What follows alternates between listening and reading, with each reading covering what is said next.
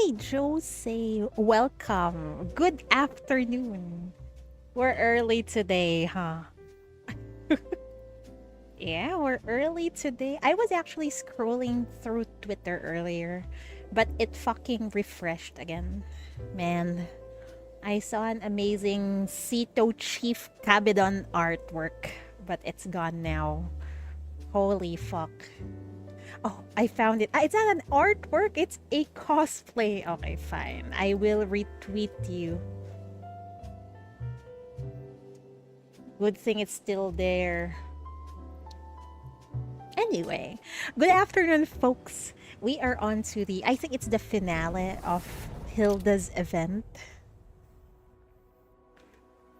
We are going to try and wake her up now. Hopefully, there would be no resistance, Prage, and hopefully, she does not think of us as an enemy. Well, technically, she's already stateless, so hopefully her new home will be with us in this city. Rage.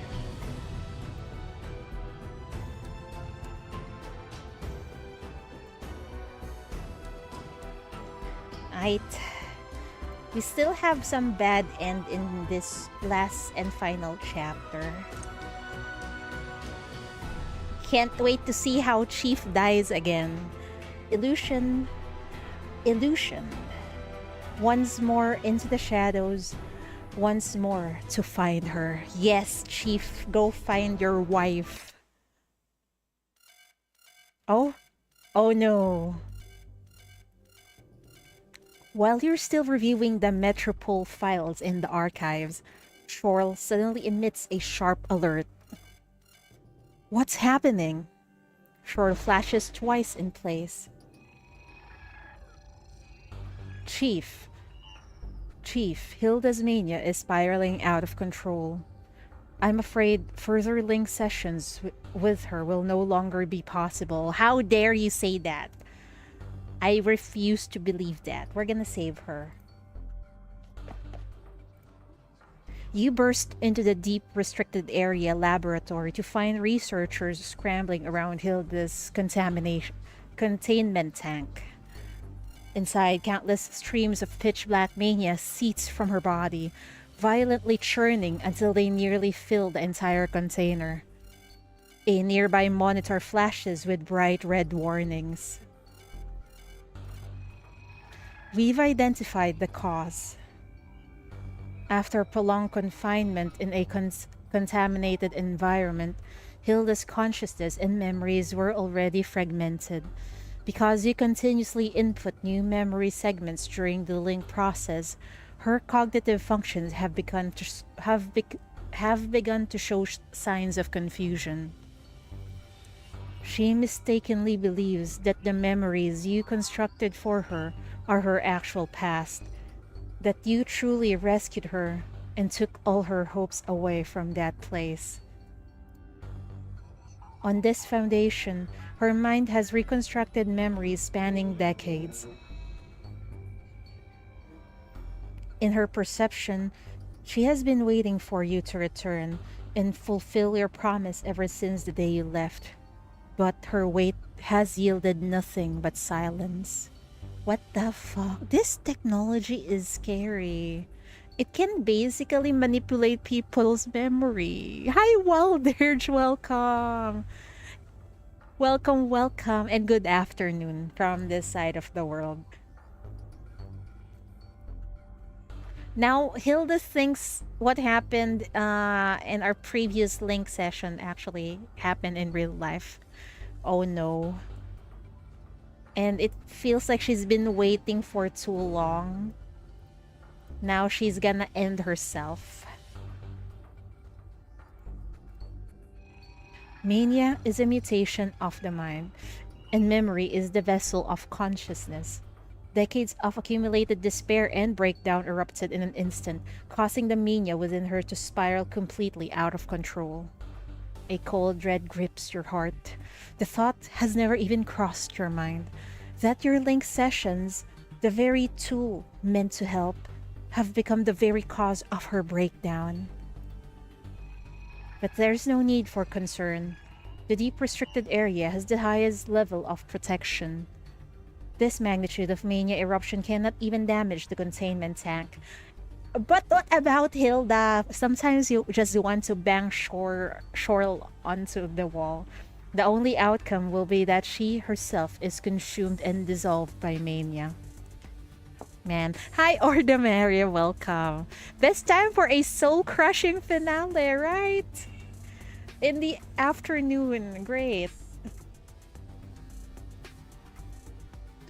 So, she'll die.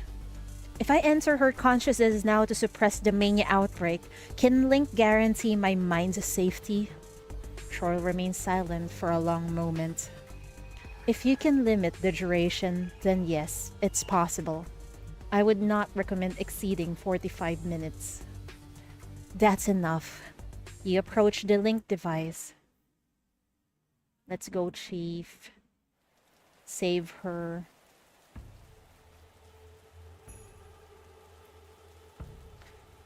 The world is a maelstrom.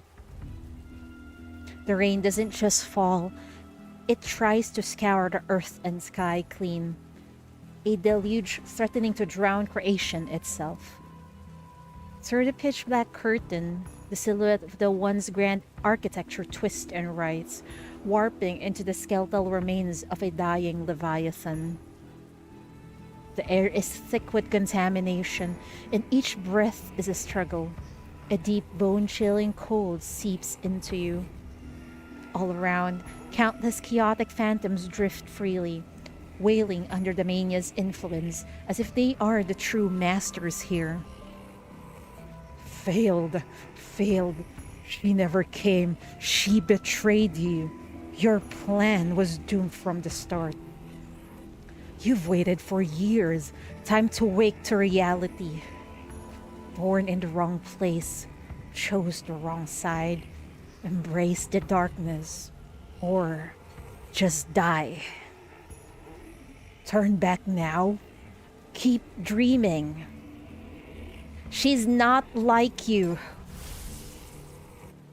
Your shackles flare with a sudden crimson light. The spectral shadows shriek and scatter from the blaze.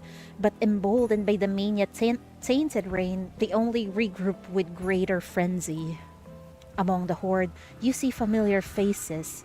Manfist, Shane, Helene. Their features melt into a sea of unidentifiable visages, twisting into grotesque masses that chant those cursed words, rampaging and tearing the world asunder.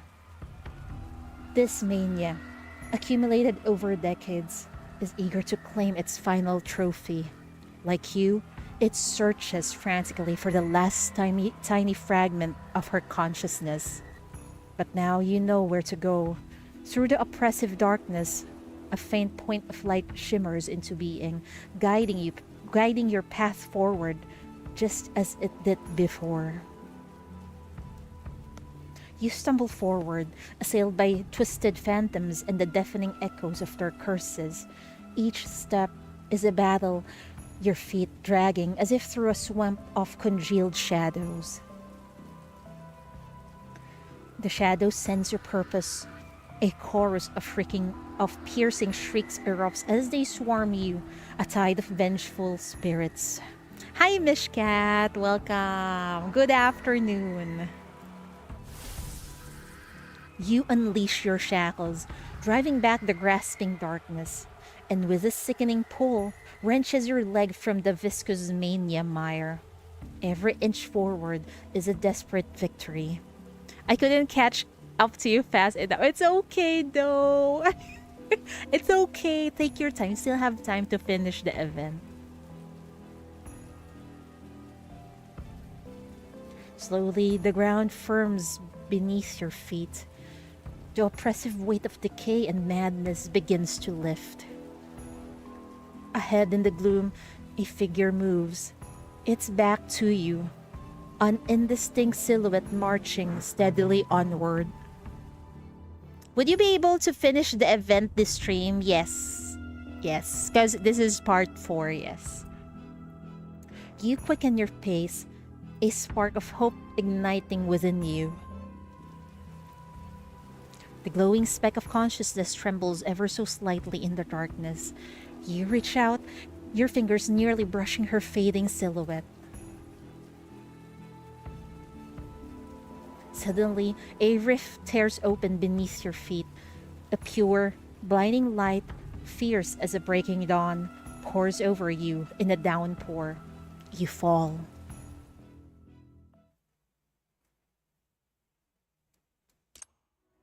The defendant, Hilda Hartlin. Wait, is there going to be a trial? She's innocent. Then, your eyes snap open. A withered field stretches to the horizon.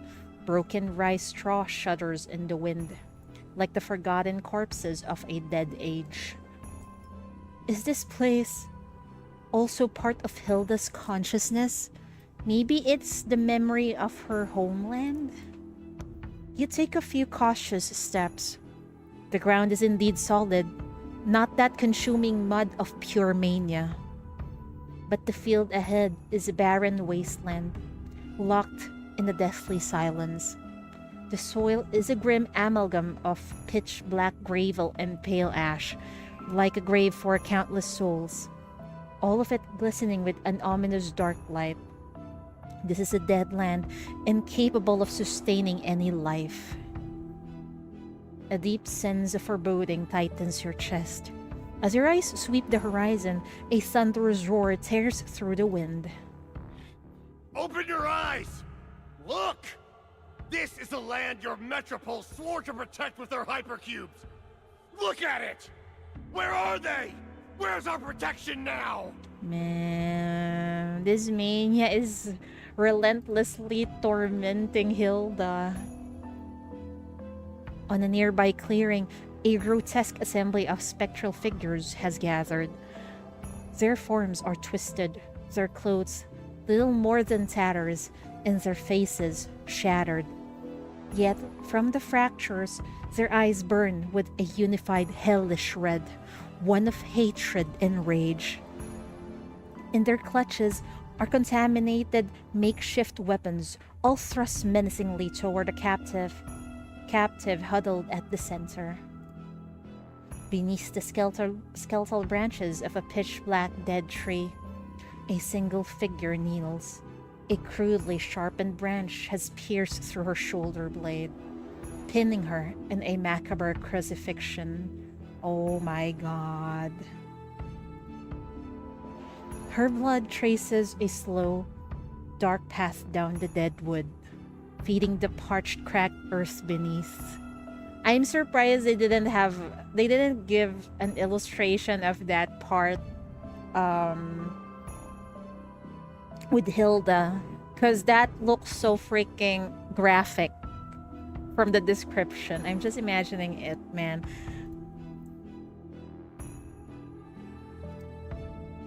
And then Shane's voice erupts. He seems to merge with the horde, a single consciousness shouting with the force of a legion. His words land not as speech, but as a thunderclap that shakes the very air. This is the true face of your metropoles. You've sucked us dry, left us with nothing. Now, you'll get the same mercy you showed us. At this moment, someone notices your presence. Who are you? Are you another lapdog of the metropoles? Before he can answer, another voice speaks up. Wait. This one's different from the metropole scum. I know that scent. City. You're from City. A sea of eyes locks onto you. Their collective gaze a physical pressure. It's a volatile mix of naked suspicion, sharp scrutiny, and beneath it all, a disquieting flicker of expectation. Then you must hate them as much as we do. You had the guts to stand up to all the metropoles. You know the blood on their hands better than anyone. With a sweeping gesture, he points at Hilda. She's one of them. She stands with the bloodsuckers. And in her veins flows the life they stole from our land. The sweat and blood of your people and mine. Now, she pays her debt. A hunched shadow trembles in the gloom, offering you a short hope caked in bloody mud. You hate them too, don't you? Here, take it. Make her feel our suffering. Avenge us. Avenge yourself. Yeah, revenge! Revenge. That's right, revenge. We have to have revenge. You're with us. We're the same. Yes, the same. Make her atone. Make her pay. More and more eyes are now turning toward you. The crowd's initial hostility has melted away, replaced by a frenzied, expectant acceptance. More crude weapons are thrust into your line of sight, their rough surfaces gleaming in the dim light. More crude weapons are thrust in your line of sight, awaiting your choice. You remain still, your eyes drifting over the proffered tools before finally coming to rest on Hilda's pallid face. Seems intense. It is. The Minya is tormenting Hilda right now. She knows her sins. That's why the Minya forms into the victims of the metropoles, and they are about to kill her, and they ask Chief to even join them. What the fuck? She feels the weight of your gaze. Her previous unfocused eyes struggle to find yours, holding their concentration for a single lucid moment. In them, you see no fear, only a profound and wary guilt. And beneath it, a calm that borders on relief. She's been waiting for us to end her suffering, man. It is a silent plea, as clear as if she had spoken aloud. This is what I deserve. Please, go ahead. What are you waiting for? Don't tell me you don't hate her. Hate her! Hate her like we do! Let it out! Every voice, every gaze crushes down upon you. The coppery stench of blood, the venom of their accusations, the shadows contorting into demons. It all converges, forcing a choice. Do you join this side of hatred, or... Of course I don't want the fucking weapon. I refuse it. Refuse the weapon. But I wonder if this will lead to a bad end. Holy. You take a step back and shake your head. I understand your pain. I respect your anger. But I will not be controlled by hatred. I love you, Chief. The frenzied shouting cuts off abruptly, leaving a silence so profound that it grips your heart. In the void, the spectral figures fixed you with a glare, their eyes burning with cold fury. So you stand with her? You would protect one of them against us? His voice distorts into a monstrous howl, a signal that sends him and the demonic shadows at his back charging forward in a blind rage, armed with whatever they could seize. Your shackles manage to stop the first wave closing in on you. Yet they only serve as intimidation, not a genuine threat. You cannot bring yourself to attack these people. After the horrors they have endured, what right do you have to judge their rage? Their hatred is a pain you have no right to punish. But your mercy is a fuel to their fury. More shadows swarm forth, and this time, the weapons they raise glint with a cold, murderous intent. No peace, no compromise, only your death or ours. Tear her apart, rip the hypocrite to shreds. If you're not with us, you're against us. Your shackles were never meant for defense. The flimsy barrier shatters instantly. Her character is so well written. Chief isn't like an all-knowing saint of an MC. Chief also acts like an impulse before, made mistakes, and had misunderstood characters before. Exactly. She makes mistakes. And sometimes you just want to... you get frustrated by her. But most of the time, you are amazed by her decisions. That's why we all love Chief, right? It all makes Chief such a well-written MC. Exactly. That's why I wish, even in events, I wish her part is voiced. You stagger back to Hilda's side, throwing your body in front of hers as a shield. A storm of projectiles rain down, jagged stones, crude clubs, and rusted sickles. You endure the impacts, but it's a futile defense. You can't hold them back any longer. You brace for the searing pain, eyes wide open, but it never comes. The phantoms pass through you like smoke, their vengeance striking Hilda instead. No! Your anger. Your pain. Amid sprays of blood and inconsolable wailing, her body gradually breaks apart. Oh my god. I accept it all. I think this is a bad end again, bro. Hilda! The last of your resolve hardens. Your shackles shatter the constraints with a surge of will, and weapons of solidified mania slice into you. Their touch like white-horn iron. Bright, searing wounds bloom across your body, each one a fresh fire. Though they are mere illusions, the agony is devastatingly real, buckling your knees and screaming through your nerves. But it doesn't matter. I know you're burdened by regret. I know it's painful. I know a part of you wants nothing more than to die here. Throwing yourself in front of Hilda, you take the brunt of the attack, your teeth gritted against the impact.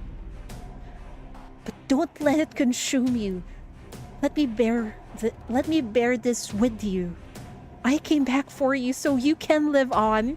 Let's go, Chief. Live on? Do I deserve to live on? Of course! The moment her eyes meet yours, the howling mania recedes like a dying tide. That's some romantic... There's a lot of romantic line from Chief here. The scorching air cools, soothed by a sudden downpour, and a film of moisture blurs your vision. You should really start the event. Yeah. You still have a week, so you have time.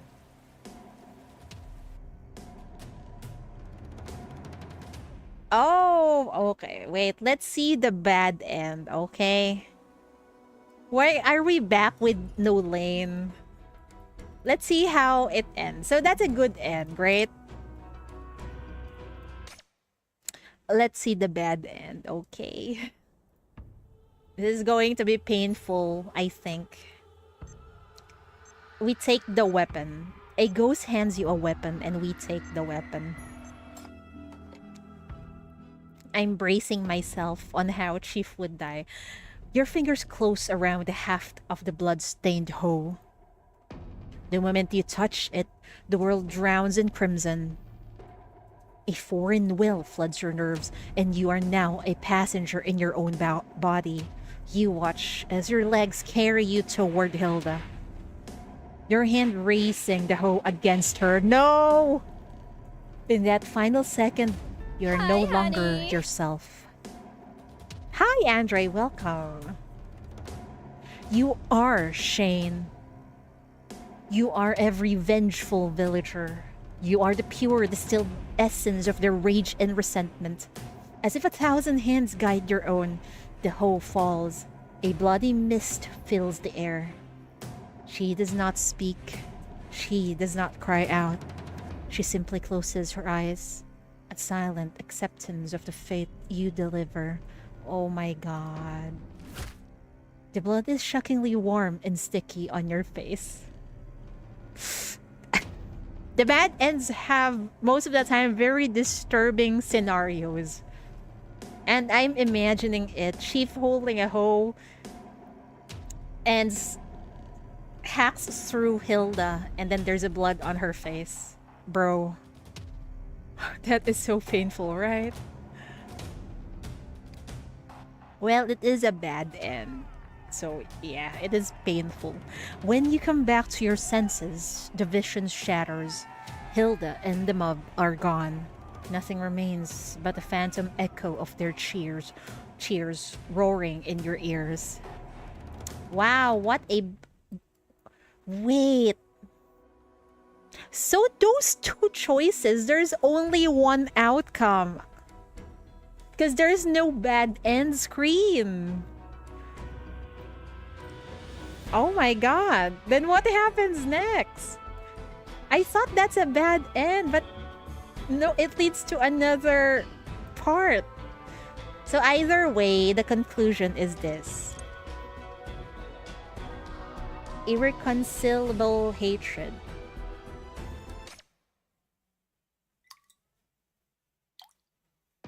A cold droplet falls on your forehead, sharp with the scent of disinfectant. Harsh, incandescent lights sting your eyes.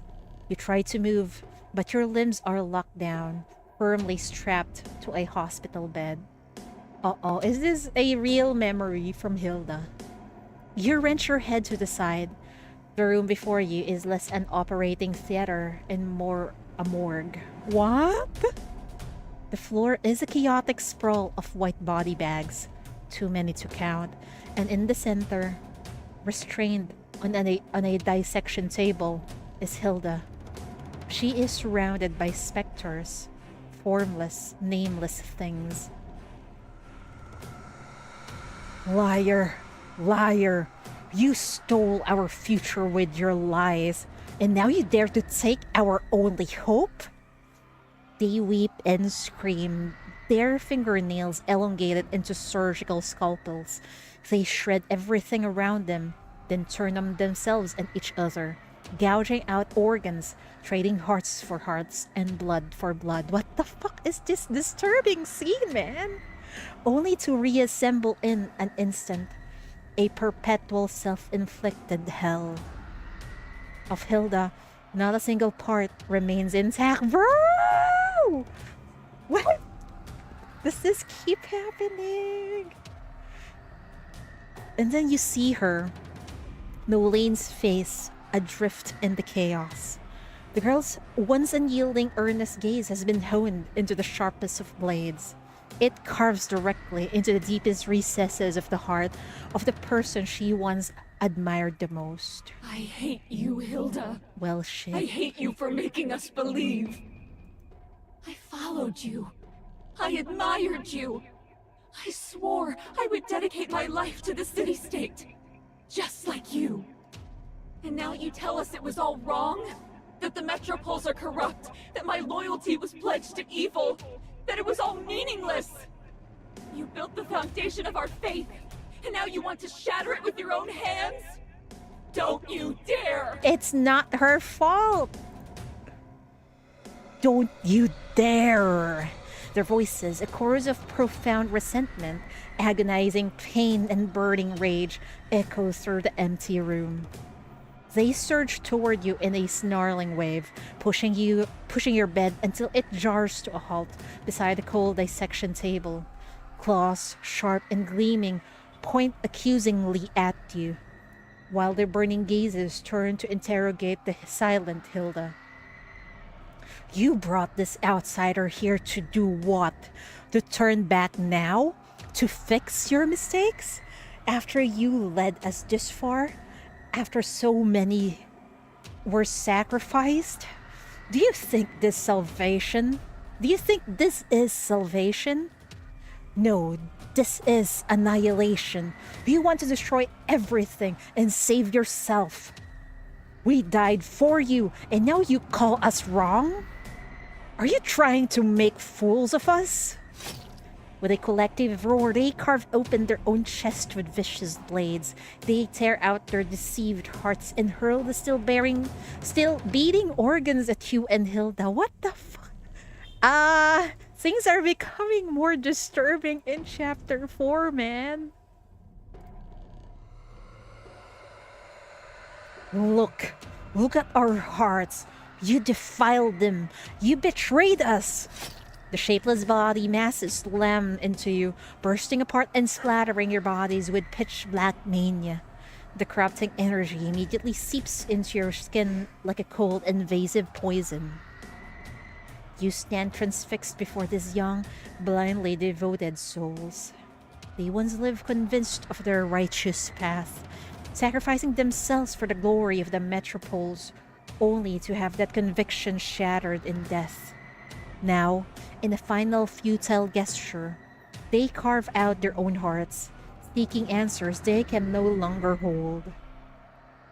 They advance, a hunting procession.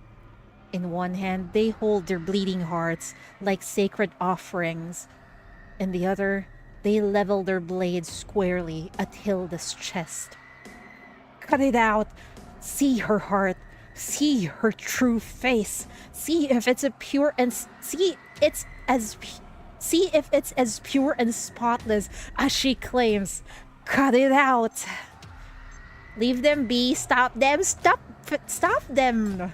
Of course. Light erupts from your shackles, shattering the ghost's blade. The spectral bonds dissolve, and you are free.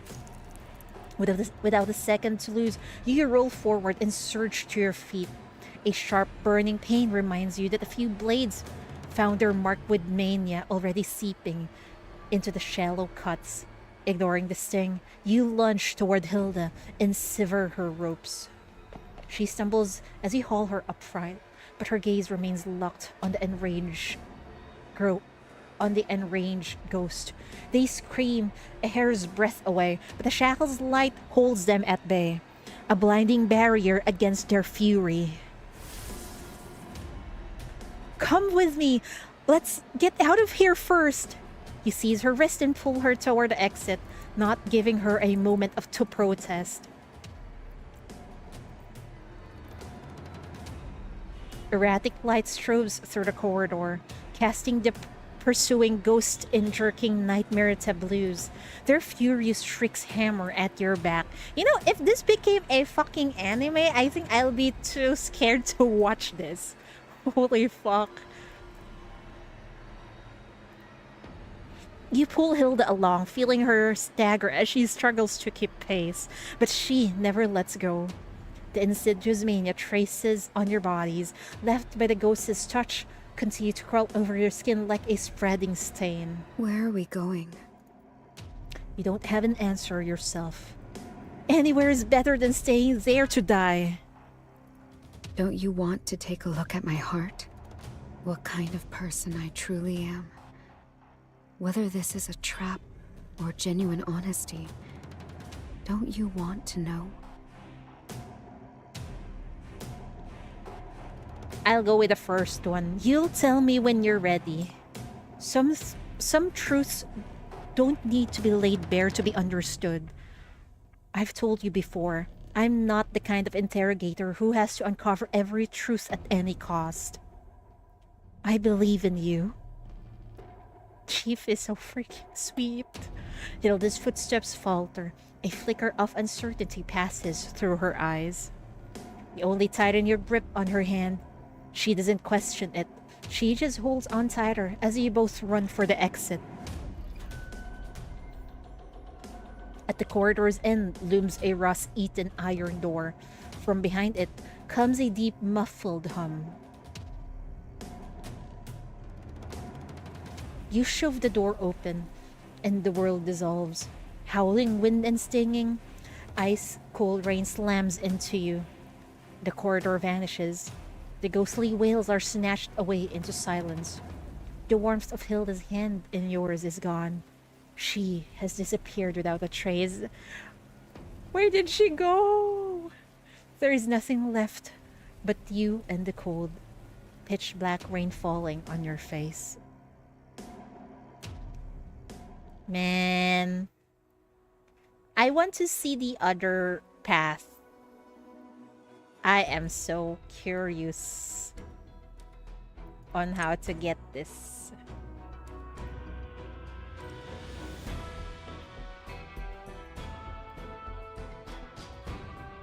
Heck, wait.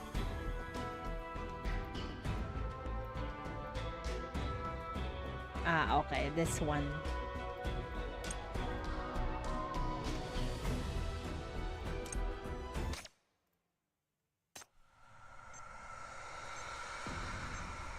I don't like the other choices so much. We just let Hilda suffer. Leave them be. They drive their blade into Hilda's chest, opening a wound. Oh my god. Maybe I should have read this. Oh, she does not struggle, allowing the ghost to lift her heart from its cradle. In that moment, even the ghost falls silent. Their angry shrieks and agonized wails die away. They simply stare, as you do, transfixed. It is a heart of neither pure white nor wicked black, but mottled gray, caught in the eternal struggle between right and wrong, light and darkness. It is a landscape of cracks, as though torn apart countless times, each fissure overlaid with the scar tissue of its own desperate repairs. It is neither pure nor perfect, a thing shattered and remade, as full of weakness as it is of scars. It is, ultimately, not what anyone has hoped to see. When you look back at Hilda, her eyes are closed, as if she has finally, after a long and weary battle, found her peace. Well, fuck.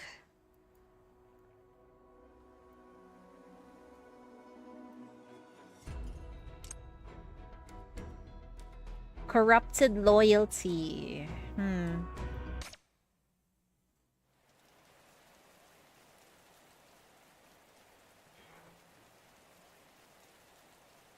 The late autumn cold, a bone-deep chill unique to the season, seeps into you as you stagger through the garden.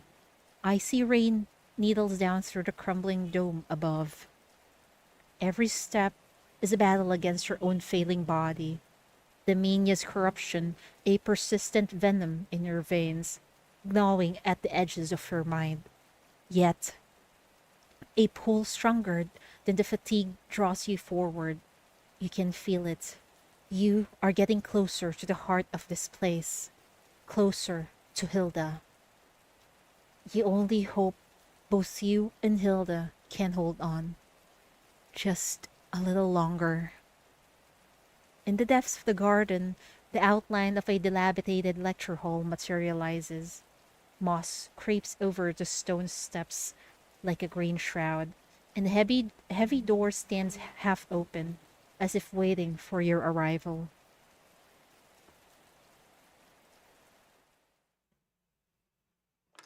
You push the door open and step inside. The air is thick and still, heavy with the scent of decaying wood and the ghost of old paper. What's with this scary music, man? Don't fucking creep me out.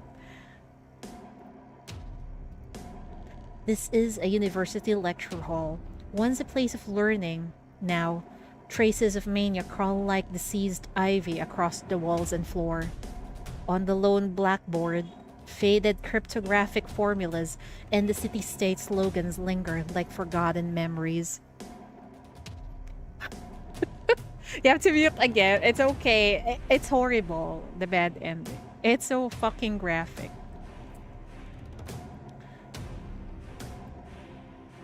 But I am such a masochist, so yeah, I read through the bad endings also. And there, at the far end of the hall, an enormous spectral shadow is merged with a very architecture. It's so massive that it seems part of the wall until you enter slowly. Deliberately, it raises its head. Oh, look what the cat dragged in. Have you come to witness the lesson for my most disappointing pupil? Oh, shut up, man-fist. Hilda, My brightest star, and my greatest fool. The corruptor that Memphis has become lets out a faint, mocking sound. It toys with Hilda's bowed head, its fingers moving over her like a merchant coldly tallying beads on an abacus. A position at the very heart of the cryptography department. Something countless souls would kill for. The influence, the secrets, the power at your fingertips. And you cast it all aside like trash. For what? To run off to this festering swamp called this city to prove a point? Foolish. Utterly, completely foolish. Discordant whispers slither through the air, each one feeling like an ice-cold abacus bead clicking against another. Was it the investigation that spooked you? Or was it the shame of your traitorous parents? A harsh, grating sneer escapes it. Its fingers dig into Hilda's skull as it forces her head down, slamming her forehead against the stone table again and again. Stop it, please. She takes the abuse like a doll, her body limp, offering not even a flicker of resistance. Hi, Min. Welcome. Good afternoon. An interrogation is a cost of doing business. A compromised identity is a manageable risk. Everyone in this game has skeletons. Every successful spy keeps a set of false ledgers. Did you truly believe you could walk this path and keep your hands perfectly clean? With a furious roar, it straightens its decaying body. Its rotting arms fly wide in a grotesque, exaggerated gesture of utter incomprehension. They just dangled a few doubts to shake your precious faith. And you reacted like a scolded child. So desperate to prove you're still When the is New teacher's Year? pet. God is story. Probably tomorrow. Both part 1 and 2.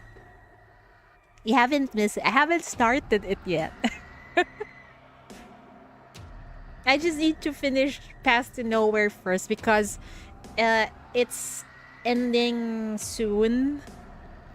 I still have time with Nikkei anyway, so I started with this. What did Old Man Memphis said again? They just dangled a few doubts to shake your precious faith. And you reacted like a scolded child. So desperate to prove you're still the teacher's pet. Ideals and loyalty are worthless currency. Yet you cling to them. Willing to be someone's loyal hound. Staking your entire being on a lost cause. You have no conception of the machine you serve. All that brilliant talent wasted on solving the wrong equations. The greatest tragedy isn't weakness, but unshakable conviction in the wrong place. Your resolve is your folly. Your talent, your original sin. Can we just punch Memphis now? It spreads its arms wide as if welcoming this hopeless conclusion. With its stomps, the floor explodes. A foul, mania-tainted sludge boils upward through the cracks, revealing a gaping maw that leads to the abyss itself. From that void, countless ghostly shadows surge forth. They howl with a singular purpose, twisting and coiling around Hilda's body. Admit it, this path was never for you. Your very existence is an error. Your failure was preordained. You deserve to be consumed to settle the debt of your misguided life. The world gives way. The ground shatters, and the two of you teeters on the edge of the abyss. What now? This is the price she must pay? How dare you say that? She will just grab her. As Hilda is about to fall into the abyss, what do you do? Grab her, of course. You don't think, you don't calculate the crumbling rifts underfoot or the threat of Memphis's attack. You simply run for her. The moment your fingers close around Hilda's ice-cold sleeve, it's like grasping a truth you've always known. Her wrist is terrifyingly thin, a brittle twig in your grip, and you're afraid it will turn to dust if you hold any tighter. No, this is no illusion. Her very existence has worn thin, fraying at the edges, ready to dissipate into the charged air. Let go, let go. She chose this path. She belongs here. She belongs to me. The ghostly shadows shrieks in a greater frenzy as the rifts yawn wider. A monstrous force pulls at you, a riptide of darkness trying to claim both your souls. She cannot escape. She is a failure. Her destiny is to die here. She is mine. This is her choice too. You left her behind once. Don't offer hollow hope now. All she desires is me. Only death. This is scary. Well, this kind of sounds like is it called a corpse born? And if this suddenly fucking explode, it might lead into another black ring. Well, we don't have an inheritance, so probably no black ring.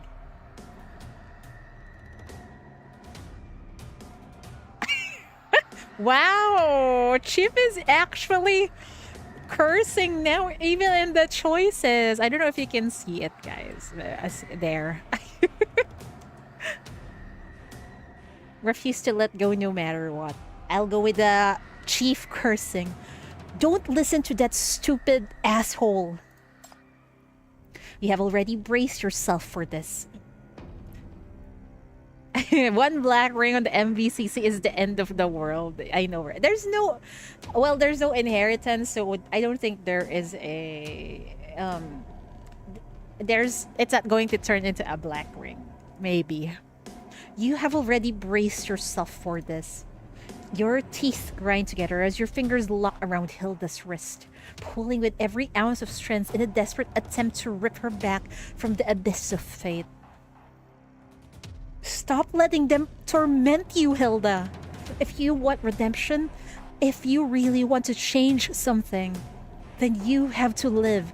Walk out of here and do what matters. Letting the mania consume you in this place changes nothing. This is your mind. You are its master. As long as you don't give up, these phantoms can never truly break you. That's why I came back, to help you. Crimson shackles erupt from your palm, shearing through the void like mania to pierce both your hands. They bind you together, a bond that, for now, defies all forces in this world or any other. The ghostly shadows within the sludge recoils as if scorched, their advance broken. Now, they can only writhe at a distance, their forms twisting with helpless, mournful wails. So this is your shackles. She lifts her head, a faint smile gracing her features. Her voice, distant as an echo, carries not just relief, but a fragile note of joy. You really weren't lying. The roars of mania fade, becoming hollow and muffled, suppressed by an immense unseen force. A mist begins to coil through the air, blurring your sight. Within it, her form slowly unravels, until all that remains is the cold, unyielding chill at the other end of your shackles. It's good, right? I don't want to read this bad end. Maybe afterward we'll read it, because I don't want to ruin the moment, okay? Because it feels like we are actually already managed to convince her to live, to save herself, to forgive herself. Opening your eyes once more, you find yourself back in a familiar place.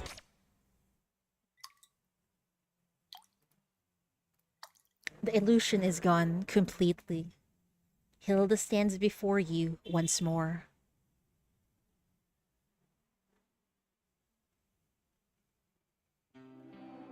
Mania has morphed into cruel shackles around her body, concealing the scar on her throat.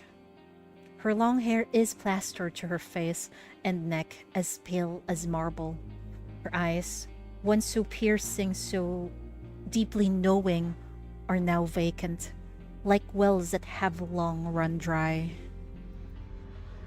Yet, as her gaze finds you, you, who have returned to this desperate place, who have fought so hard to reach her, the ghost of a smile touches her lips. Why did you come back? You don't need to mute. Okay, got it. I'll just read the bad end later. It's to save you. We don't want to leave you here.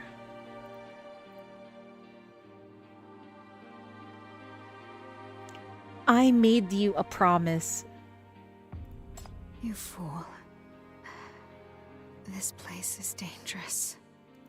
Mania could consume my consciousness completely at any moment.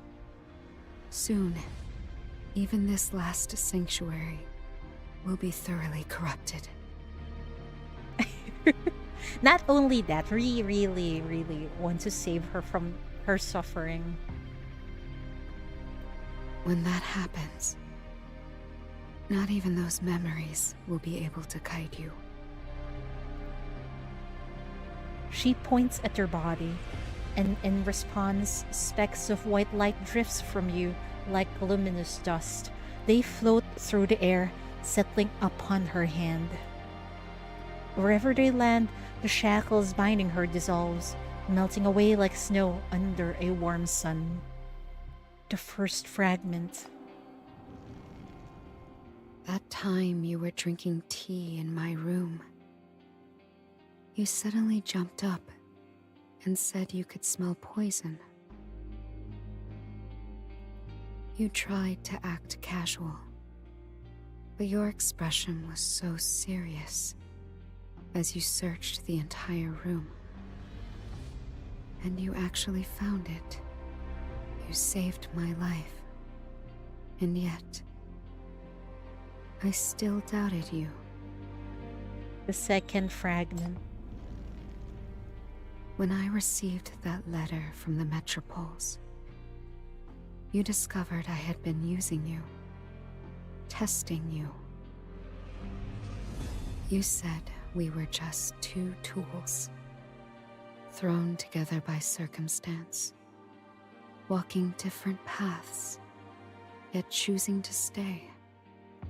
I felt truly grateful. The third fragment. And then, you used the wilderness to help us uncover the mole. The ideals of the past, they are both the key to the truth, and the witnesses to all that has happened. The fourth fragment. Then, at the very end, I entrusted everything to you. Let you leave this place, to use my corpse and the monolith to accomplish two tasks. As a result, I was tortured for years, then sealed for decades. I started out just waiting for death, but eventually, I only wanted one thing: an answer. But now that you're finally here, I find I'm no longer so fixated on that answer. Oh my god. That freaking sounds like a confession to me.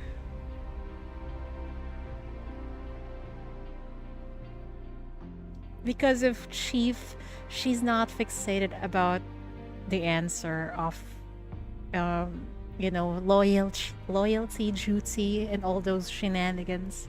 I just really wanted to see you again. Oh, That's all.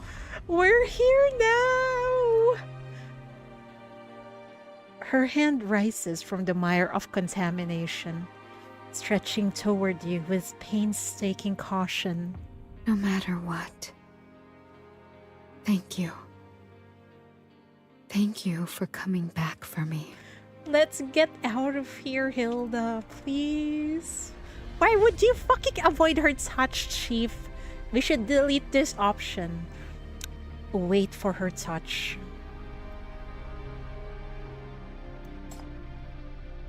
Her fingers tremble against your back as scars of Romania spiderweb across her skin. And in the moment of that embrace, her whisper brushes against your ear. I gave you everything. My ideals. My trust. I waited, and you never came. I told myself you must have had your reasons. But as the years turned, that waiting festered. Mania didn't just consume me. It became me. Familiar howls twist with her whispers as her hands lock onto yours. Her fingertips are like ice, yet they burn with the last lingering warmth of her obsession. Now you're back. But it's too late. No! I don't believe you anymore. We're finally here. Why are you like this? Your foreheads touch. This time, I will see the truth for myself. I am so scared of her finding out who the chief is. Will this lead to her destruction, or will she understand us? I don't know, man. But I'm fucking scared. The contamination vanishes, giving way to a storm of code strips that rustle its way around you. Her grip tightens, a desperate vice, and a profound emptiness yawns open inside you. Mania assails you from all sides, ripping through your being. Before your eyes, your very essence is torn away, transforming into countless intelligence strips. They unravel, merging with the air itself, converting into a tide of radio waves. I'm very curious. Wait, hold on, real quick.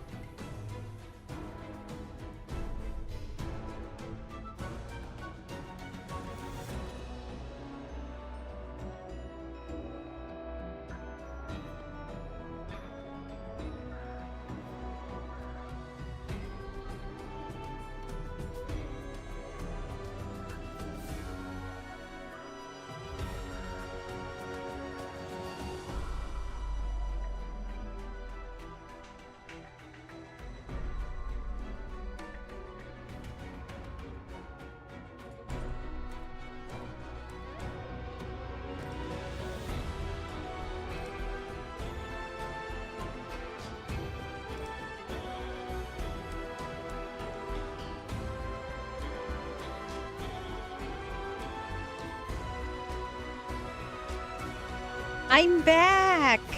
Sorry about that. We are in a very important scene, I know. But someone called out Shopee delivery! You have to go out, okay? Have delivery. Anyway, where are we? If my train of thoughts earlier is if Hilda can actually see a person's memories, do you think she's capable of unraveling Chief's past that we don't even know about? Or I wonder if she would just see an empty canvas or something.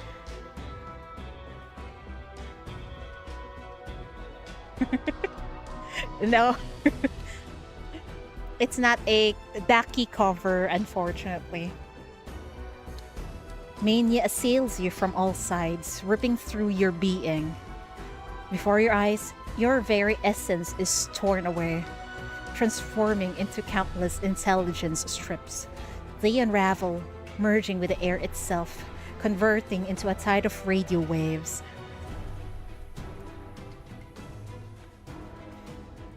You finally realize it. She's just using her power on you. Press and hold the shackles. Chief is trying to... Oh no! Chief is trying to stop her. Who's gonna be first? We'll see. You raise your hand to release your shackles, and a flickering red light erupts, piercing through your palms. But it is not enough. It cannot halt this desperate all-or-nothing assault. The affinity bar went to 0, maybe even negative. Chief is going to have to work really hard to get it back. I don't know. Hopefully, it doesn't turn into negative. Otherwise, I think this will become a very bad end. Hopefully not. Your memories break free in a frantic flood, stripped bare and completely exposed to her ravenous power. The world before you bleeds away. Only her voice remains. A gentle, yet unyielding echo, resonating in the depths of your mind, like a whisper from the abyss itself. Since we met, we've been deciphering each other. That's kind of romantic, not gonna lie.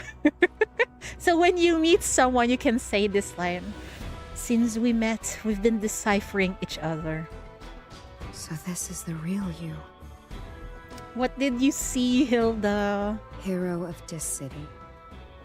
Chief of Minos Bureau of Crisis Control.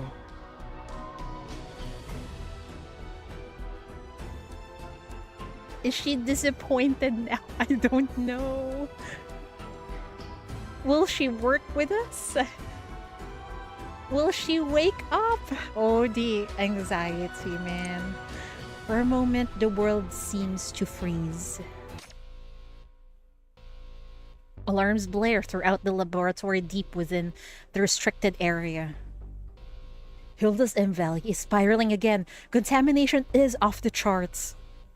The chief's level are climbing too, but still within the controllable range due to suppression by the shackles.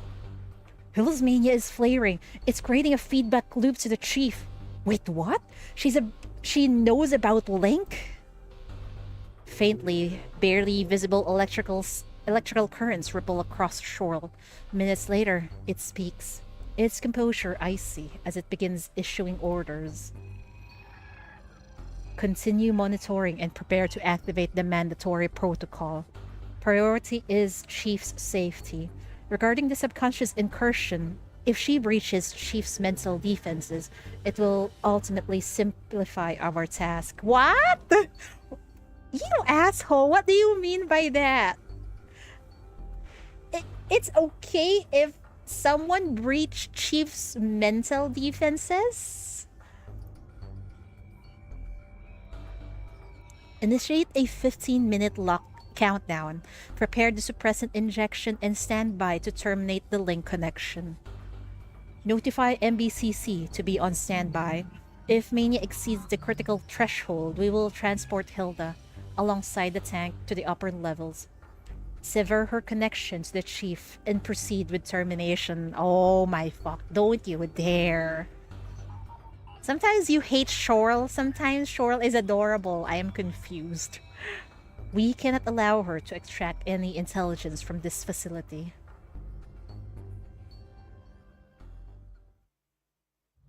In the span of a few breaths, Hilda's power floods the space. Code strips and spool from your very being, cinching around your limbs and hoisting you aloft. They flutter from her fingertips like a silent papery snow. Your shackles and her power intertwine, your consciousness and memories knot together in a profound and natural braid. Yet, she ignores the iron biting into her flesh and the corruption seeping through her veins.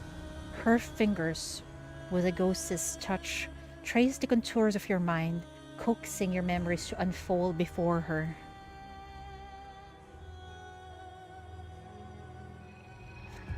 Chief will hate that so much. Yeah, exactly. Before the shackles appeared, we lacked effective means to control highly dangerous and difficult to manage sinners. For humanitarian reasons, execution was not an option. So, cryosleep technology was employed to preserve them in stasis, a practice that continues to this day. Oh no! Hilda is about to know what happened to her, to the current city, and her home. I don't know what to make of this. With the latest link technology, we can now attempt to enter their deep consciousness and awaken their minds. Hilda Hartlein. She was a cryptography expert working for the Metropoles during the First Outland War. We hope you can extract more information on the Monolith system and Outland's sinners. Specifically, we need to understand how the Metropole secured the allegiance of such a powerful sinner in an era where they were exceptionally rare, and whether any secret technology was involved. She doesn't just watch your memories, she forces you to relive them with her. Together, you see Shorl introducing you to Link, the collective decision to select her as the target. Your approach to the sinner's containment pod. You see your past self look up, your own eyes calmly conveying the message. I will complete the mission. Oh no! She makes you an unwilling participant in this twisted retrospective, forcing you to appreciate the betrayal alongside her. Fascinating, isn't it? Are you afraid of the guiltiness when your lies are laid bare? Or do you fear the truth is too cruel for me to bear? I think it's both. She grabs a code strip and gives it a deliberate tug, yanking you closer to her. It's really not difficult to accept. You are this city's hero. I am a Metropole spy. We were destined to stand on opposing sides. You played your part perfectly. Made me dance in the palm of your hand. I thought you were my only hope. I entrusted you with everything. The monolith, the correction of my mistakes.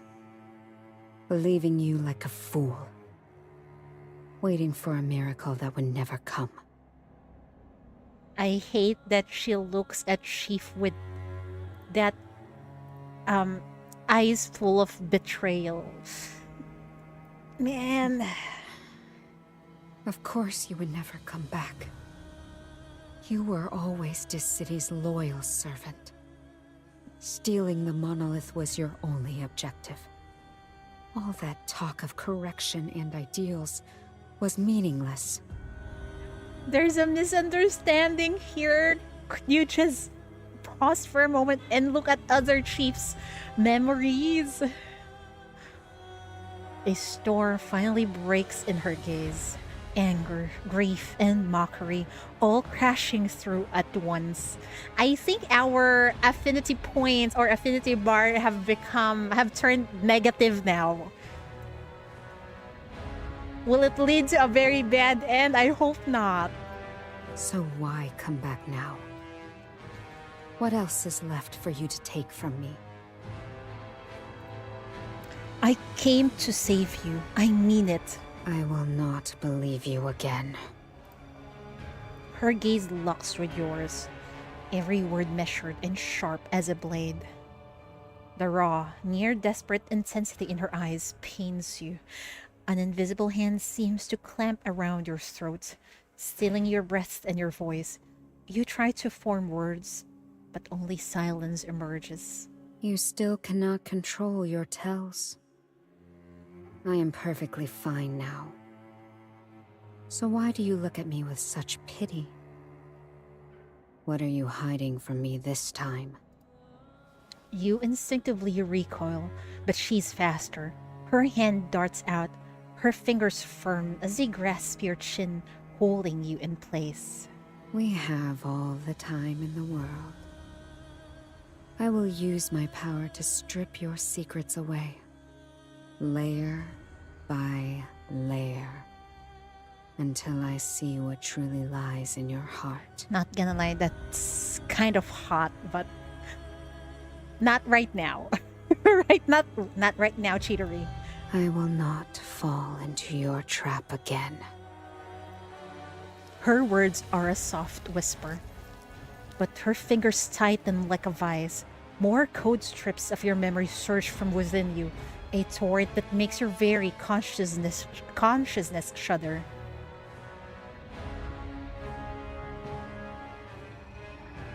Welcome back, Chief. The results of this link session appear to be satisfactory on all fronts. You have successfully retrieved the monolith, and the data concerning the metropoles and the ash crystals constitutes entirely new intelligence for us. We will now begin analyzing Hilda's brain to extract the monolith within. Please rest here for a moment. You may review the findings once you have recovered. After prolonged confinement in a contaminated environment, Hilda's consciousness and memories were already fragmented. Because you continuously input new memory segments during the link process, her cognitive functions have begun to show signs of confusion. She mistakenly believes that the memories you constructed for her are her actual past, and you truly rescued her and took all her hopes away from that place. No! No! When she sees this, then she'll think everything is really a lie. It's a fucking misunderstanding. We should have just made Shorl shut up earlier. On this foundation, her mind has reconstructed memories spanning decades. In her perception, she has been waiting for you to return and fulfill your promise ever since the day you left. But her wait has yielded nothing but silence. Mania is a mutation of the mind, and memory is the vessel of consciousness. Decades of accumulated despair and breakdown erupted in an instant, causing the mania within her to spiral completely out of control. Well, shit. She watches in continued silence, her eyes a fractured mirror reflecting countless shattered scenes. So, even my memories are fake. This is nothing but an illusion. A construct left by your manipulation of my mind. I was such a fool. There was no betrayal. Because the comrade I fought alongside never truly existed. How do we tell her that Chief is actually sincere in saving her? Now everything is a messed up jumble of misunderstanding. Great. What I want is...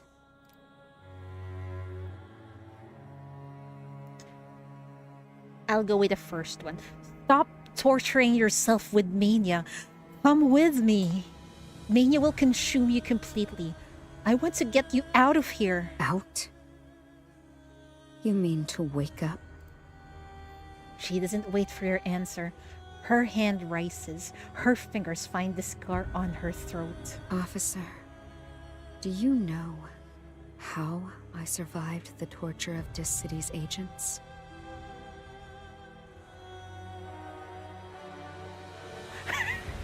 I agree. If Cheryl just said that Chief Hot Woman is there, go have fun, do what you always did, the misunderstanding would not be here. Oh my god.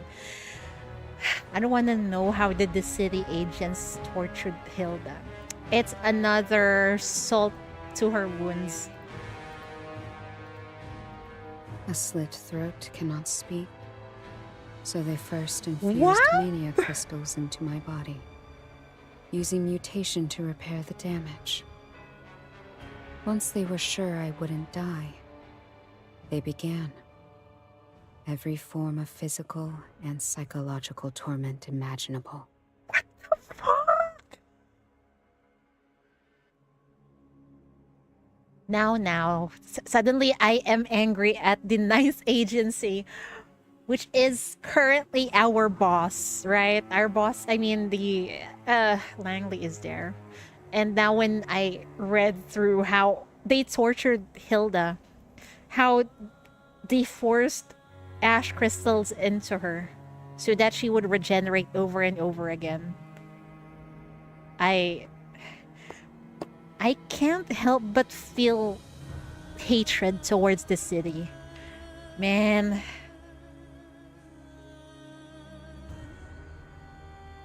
Thoughts of suicide had whispered to her countless times. Oblivion promised a mercy. This endless torture did not. Yet, she endured, for the faint hope of waiting for someone to come, forced to bear the unbearable. But she could not let them defile her.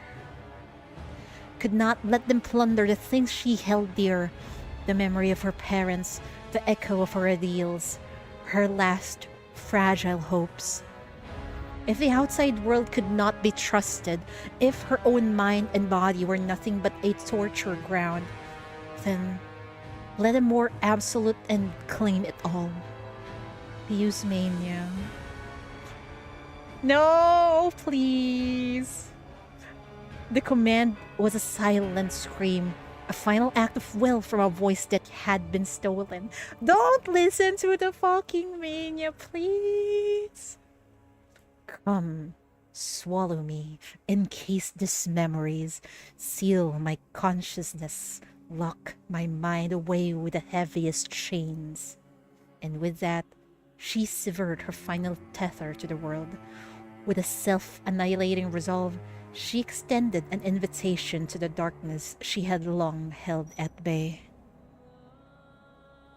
Afterward, her consciousness did not fall. It willingly stepped into the abyss of mania and was no more. Holy fuck. I will not fall into this city's hands again. This is so fucking frustrating, man. Her words are laced with an inescapable madness. You are far too valuable to this city. Losing you would be like losing an army. So, they will not risk harming you to stop me. The overflowing mania will destroy this entire restricted area, and you will awaken with me. What the fuck? As she speaks, she tightens her grip on the code strips. A jolt of electricity instantly sears through your body. I just want to leave. Link will let them see what you are experiencing. Let them watch and listen, and consider my proposal. Well, fuck. Chief just got quote-unquote kidnapped again. There's really no event where Chief gets, and I mean, it's always Chief gets kidnapped and then became a bargaining chip. What the fuck? You gaze at her in stark silence, your teeth gritted.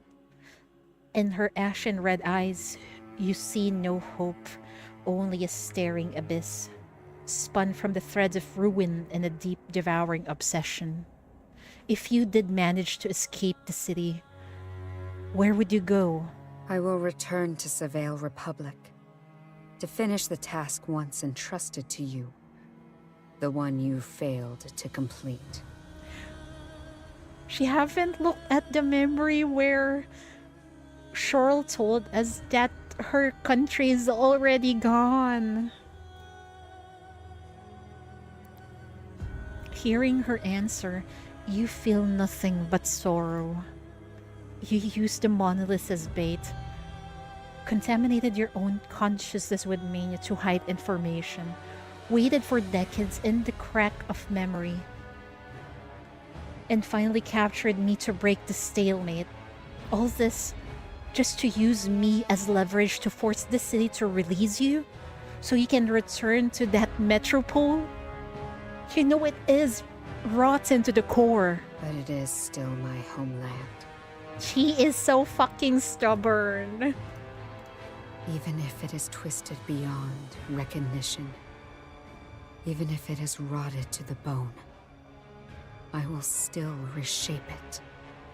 I will change it. I will save it. A city-state does not change because of one person. You are facing an entire system, a corruption rooted in human nature itself. And you have seen with your own eyes how they corrupt and destroy people. Yet Hilda simply shakes her head. Nothing is beyond change. People are the variable that influences everything. People create systems, people become corrupt, people kill. So people must also be the ones to correct these wrongs. Precisely because it is flawed, we need determined individuals to cut out the sickness, to defend justice, not run from it. You know what? If you think about it, she has a point. She has a point here. She might be stubborn, but she has a point.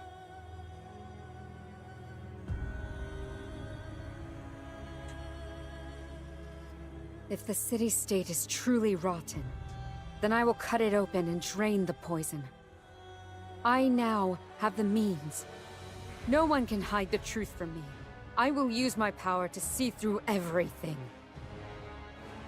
She roars in defiance, a desperate attempt to convince herself, but a fracture in her resolve is laid bare, instantly detected by the unrelenting resentment that saturates the space. It answers with a howl of its own, coalescing and striking at her from every direction. Can't accept it. A lifetime devoted. For this, surrender to me. I can grant you power to break free, to change it all. Any means necessary. Survive, survive, change everything. Change the city-state. Like moths to a flame, the tempting whispers throw themselves against the cage of the code strips, disintegrating into ash against its barrier of her power. You watch her fight a war on two fronts, against the corrupting backlash of mania in the grip of your own shackles. Her body trembles, swaying on the very verge of collapse. Enough, Hilda! Your war ended long ago. What we're doing now is... Shut up! I said I will not believe you!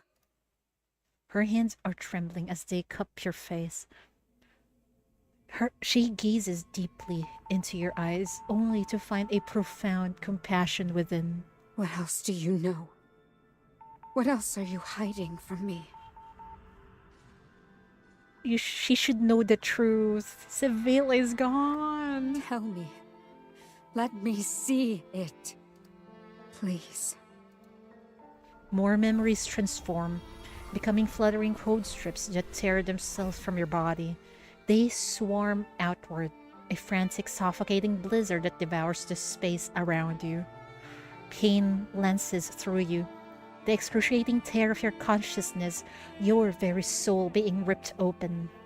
So let her all see it all.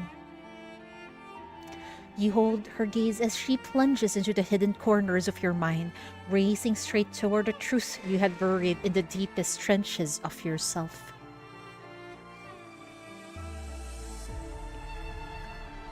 Shore led you to the cabinet housing the Metropole archives. With practiced ease, it unlocked it. You pulled file after file, but each one told the same date that marked the day the Metropole vanished from all historical record. After the defeat in NF-82, the Metropole made no effort to correct its course. Instead, it fell deeper into corruption until it eventually fractured from within. As for Hilda herself, she endured extensive interrogation after her capture, yet she never disclosed even the slightest piece of intelligence. Eventually, she attempted to erase her own consciousness using mania, which led to her being forcibly placed in suspended animation, remaining in the restricted area for decades. What a pitiable and tragic woman. She remains completely unaware that her homeland was destroyed long ago. What would you do now, Hilda? It's gone. In this moment, the entire world freezes. In a sudden, profound silence, all feeling drains from her. You see the anger on her face melt away, leaving only naked bewilderment. What is it saying? You take a deep breath. I'm really sorry for giving you these painful memories. I can't fix this for you, and we can't let you leave the city to save the metropole. Because the homeland you want to change and save was gone decades ago.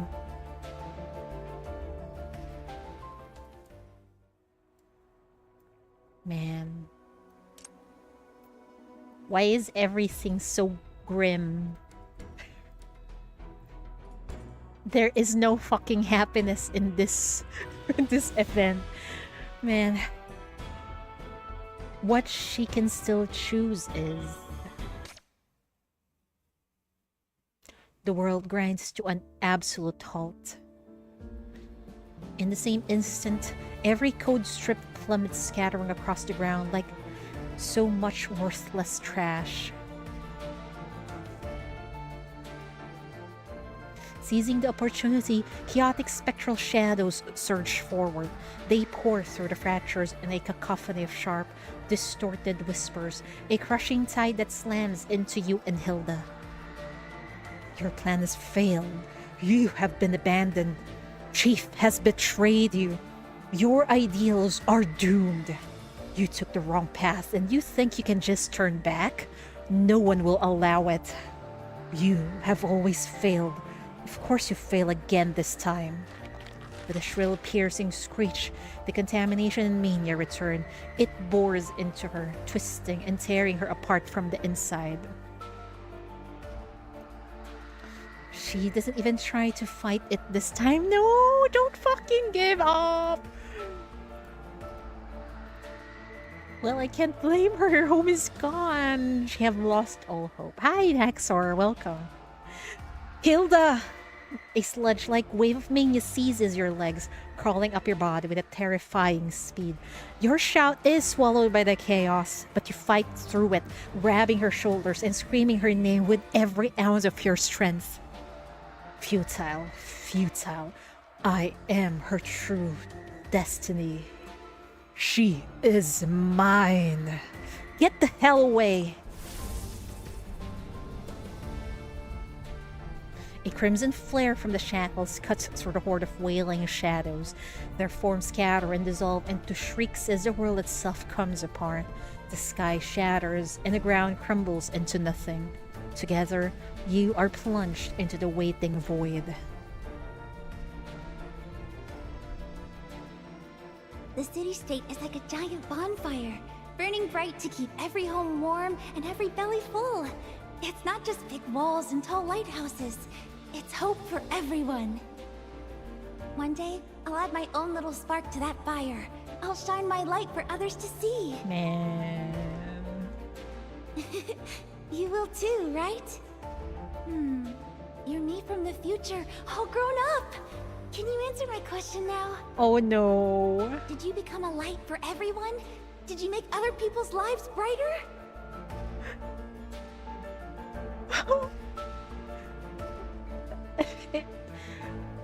Both of these are the same, man.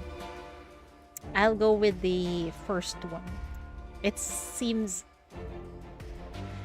much less negative, I think. I took the wrong path. I got lost on the wrong path and walked it for a very long time. I thought I was protecting something precious. But in the end, I only caused ruin. I failed the people who believed in me. Really? That's quite sad. But you'll get back up again, right? If one path leads to a dead end, you just find another. If that one's no good either, then try the next one. You If tell you try her. every single path, you're sure to find the right one. Yeah, as long as you don't fucking lose hope, Hilda. With a smile, she steps forward, her hand closing around yours, and pulls you into a run down one of the waiting paths. But the ground itself is alive with deception. The paths beneath her feet branch and weave like veins, each one promising light while secretly leading into a deeper, more profound darkness. So, where did the corruption begin? Which one of these forking, illusory roads is the true one? Where do you go?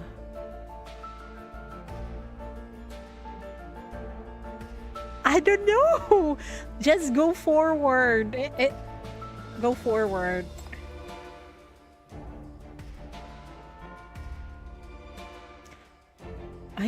I'm sorry, my dear, but we can't bring you. The city is too dangerous. We can't let you face that. Stay here. Leave the ciphers behind. Forget the war. Give up on your ideals. Just live an ordinary life. Wait for us to end this. I promise we will come back for you. Wow. So we need to go to all of those places. Go left. You, an undercover agent? Don't make me laugh. You don't have the stomach for the killing it takes. We had a deal. I handle the wet work, you handle the codes. Let's keep it that way. Don't you ever kill anyone, Hilda. You'll regret it. I'm telling you, no matter what happens, keep your hands clean. Go right. Will you join me, Hilda? The war is all but over. The Metropol's defeat is inevitable. My allegiance to Frazier was never about loyalty, but utility. Self-interest is the only constant. Hi, Johnny. Welcome. Welcome, welcome. You're my most gifted student. You could have access to far more intelligence than you do now. You could be shaping policy from the top, not wasting your talent in this grinding stalemate, going down with a corpse of a city-state. Did you rush from... No. I don't have work today. That's why I can stream in the afternoon. Go backward.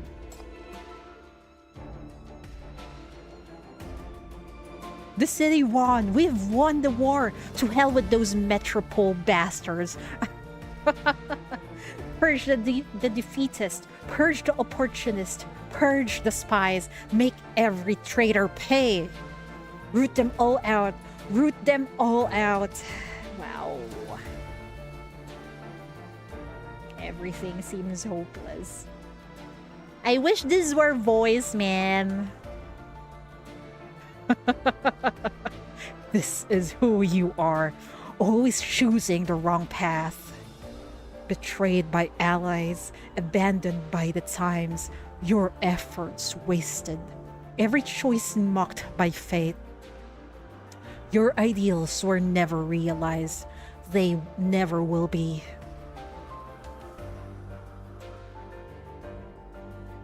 The vision shatters, leaving you stranded once more in the familiar grounds of the manor. But the bone-chilling rain has warped the estate into a distorted reflection of itself. She's exploring all the paths she can go. Everything is a fucking dead end. She stands bewildered at the far end of the eaves, her gaze tracing the countless wrong paths that coil and twist beneath her feet like serpents. Then, cutting through the drum of the rain, you hear a soft, disbelieving laugh. You knew all along. Is that why you've been giving me that look? Because you think I'm pitiful? That I'm pathetic? Did you come just to witness Oh my no! disgrace? Holy fuck! She's thoroughly infected with mania now. Her voice have become distorted. Decades spent in the shadows, enduring for the single moment. She marshaled every ounce of her strength, launched an all-out attack, and found the one weakness she sought. Yet now, at the moment of her triumph, it all crumbles into dust. She has lost to time, or rather to fate. The rain obscures her sight, yet it cannot hide the profound despair and sorrow drowning her eyes. Around you, the tide of mania roars, swallowing the manor whole. The ground beneath your feet is the last bastion, a crumbling precipice poised to plunge into the swirling swamp of madness at any second. Her rampage is absolute. Nothing now can calm the storm but your shackles. And so, you stepped through the tempest, closing the final distance between you. At first, my only goal was to extract information. I fabricated an identity, entered your mind, deceived you, protected you, grew close to you, all for the mission. I planned to take what I needed and leave, but I found you weren't just a spy. Your torment came from your conscience. You struggled because you cannot forget the sacrifices. You were always searching for another way, even when you took the wrong turns. When you gave me the monolith, I truly wanted to help you. Had this not been a memory washed by rain, but a page from true history, you might have truly helped her. You could have helped her complete the infiltration and stand in defiance against the metropoles. In the end, it's path to nowhere. Oh my god, you're right! There is a path she can follow. She could just listen to Chief, you know.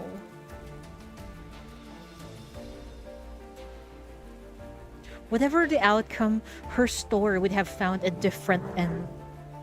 Because you can still hear the echo deep within your heart, calling you to a new path. Thank you for giving her another path, Chief. As long as you can hear it, you're not truly lost. I believe a soul like yours deserves another chance. You can still choose your path again. Again. What's the point? Her words are a low whisper, barely audible over the sudden roar of the mania flood. A wave of pure darkness crashes into you, its force threatening to sweep you away. Can someone like me really have another chance? Of course! As long as you're still alive, of course!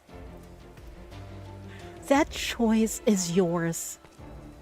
Every force in the space conspires to hold you back, yet with every step, your determination only grows stronger. Today, the city walks the same path the metropoles once did. During the military regime, countless satellite towns were crushed and countless outlanders died by discourse hands. If accomplices share guilt, then I bear it too. No one can promise they will never make the wrong choice. You finally managed to grasp her, but she is a statue, yielding yet distant. Uncontrolled mania flows from her like a wound, crystallizing into cruel barbs that pierce through her own flesh. The black essence drips steadily, feeding the contamination pooling at her feet.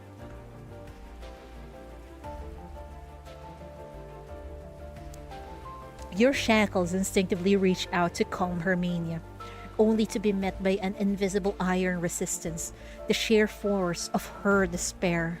Recognizing this is a battle of wills, you take her hand and press it firmly to your brow. I know you don't believe me, so come, see for yourself. Your power won't lie to you. Look into my memories and judge my words for yourself.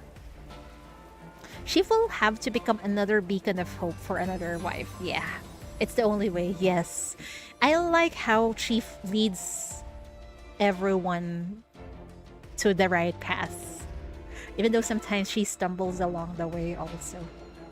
At your invitation, deeper memories unfold before her. Within them lies a poignant sorrow. A rage born of desperation. a rising unified resolve. I love how each one of the CGs represents each arc of the main story. Darkness that lurks beneath the surface. Damn, this is beautiful. And the throes of the world. Her gaze lingers on the diverse faces within your memories. In essence, they are no different from people of the past, strong yet vulnerable, foolish yet brilliant, all chasing their own ideals in the corner of the city-state. Yet the same shadows now loom like colossal beasts emerging from behind the city itself. The Independence War is over. History has already passed its judgment. We don't have to remain enemies because of the sides our city-states were on. So this isn't about serving another's mission. It's about following your own conviction. Ask yourself, were you truly devoted to the metropole or to that ideal city-state in your heart? These memories, raw and razor-sharp, pierce through her nearly numb senses. Is this the future, not the past, not the present? She once believed her loyalty was to the metropole itself. Now, a doubt pierces her. Was it ever the city-state? Or was it the gleaming ideal of what it could be, not the rotting carcass it had become? You really are a kind person. But her hand trembles as she reaches for you. As if to obstruct the moment, a cacophonous tide surges from behind, violently slamming you both into the pitch-black mania swamp. What? It's all over now? What? What is this? We're forced to do a bad end. You fall into the mania sludge. It's all over now. Sinking endlessly. Consciousness is dragged into the abyss. Then, a single strand of red light appears. It's a lifeline from that young person, a chance for escape. That person came here with a purpose much like your own. She is a good soul, radiant with justice, and she has helped you enact your self-punishment. Look upon your irredeemable sins, Hilda.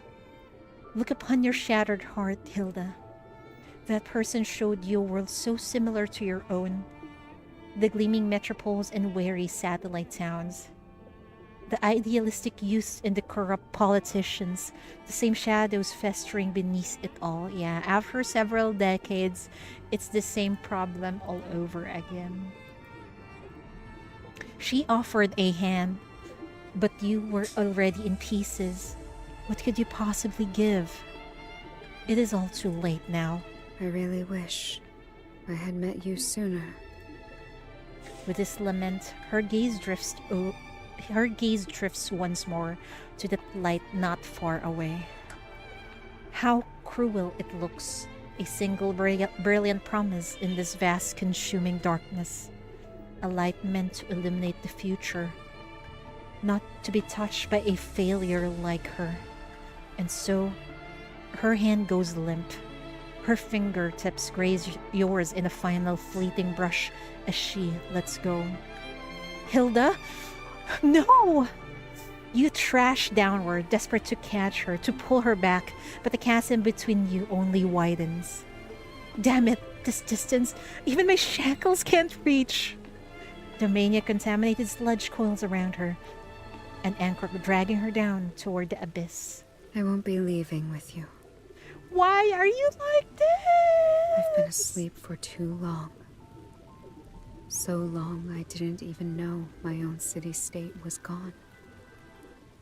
The violent surge of mania subsides, and with it, the fury in her. In your memories, I saw familiar shadows. This city may be heading down the same path as the metropoles. If you truly want to stop it, you must become stronger than it. Recruiting a teammate who's always failing would be bad luck. It's better if I stop right here. Don't say that. With a wave of feigned casualness, she unleashed a final massive surge of mania from within, not as an attack, but as a beacon exposing her greatest vulnerability. In an instant, the greedy shadows surrounding you forget your presence. They surge toward her, a swarm drawn to a brighter flame. In contrast, her scattered memories transform. They become code strips of the bygone era, fluttering like butterfly wings, gently surrounding you in a protective cocoon. She vanishes from your sight, then the sludge, the entire oppressive space, it all dissolves around you. What are you doing? Hey, Hilda? You pound your fist against the barrier that now encases you. From a distance, her voice reaches you, tinged with a gentle smile. If you ever speak of me to others, make it a cautionary tale. A story about someone who took the wrong path and paid the price for her foolishness. Go protect your city-state. The new era belongs to you. Don't let it stray down our old road. As a ghost from a bygone era, this single warning is all I have left to give.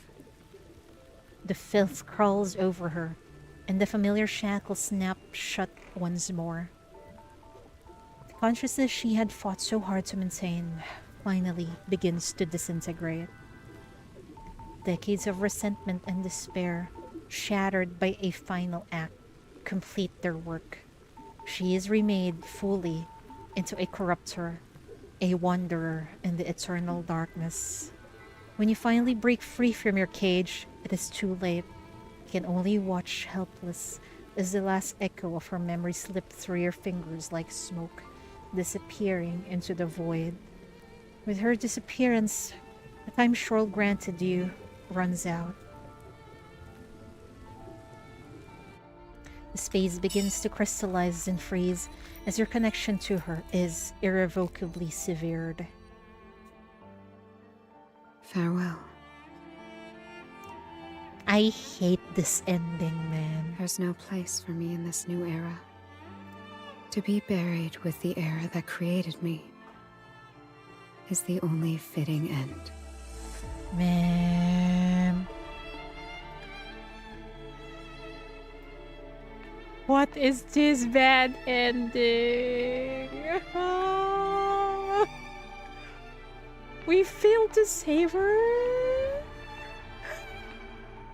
The link is over.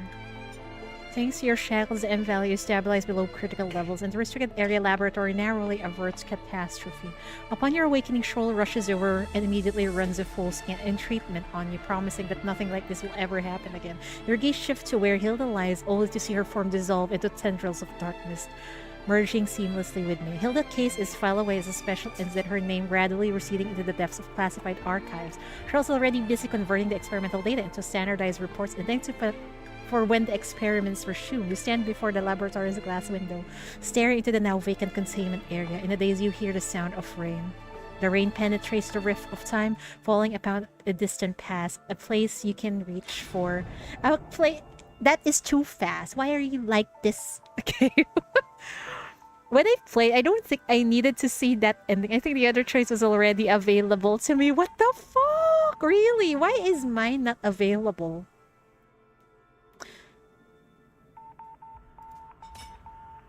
What a fucking bad end that was. I refuse to believe that that's the real ending, right? Your friend was telling me, Nikkei part 2 left you in tears. Well, good. That means the story is good. We started the year with strong depression. Well, we had an anniversary and it ended in depression also. Let me read through this. A glistening crystalline fragment hidden in the depths of consciousness and wrapped in silence. There it watches her walk toward the conclusion waiting in her dreams. So it is but a momentary obsession.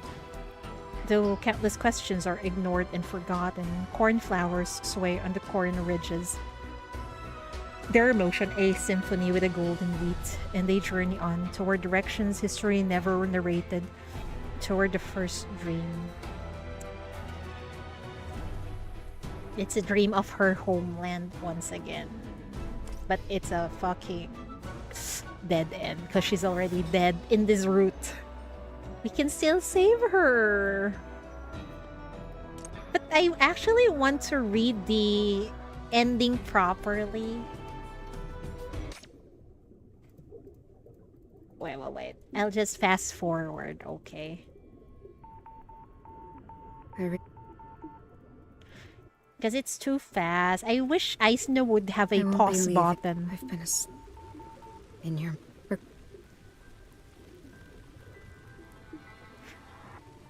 Wait, I'm not sure if you guys can see it.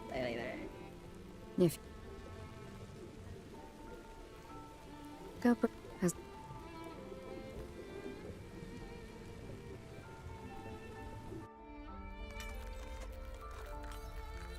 Farewell. There's no place for me in this new era. To be buried with the era that created me is the only fitting end.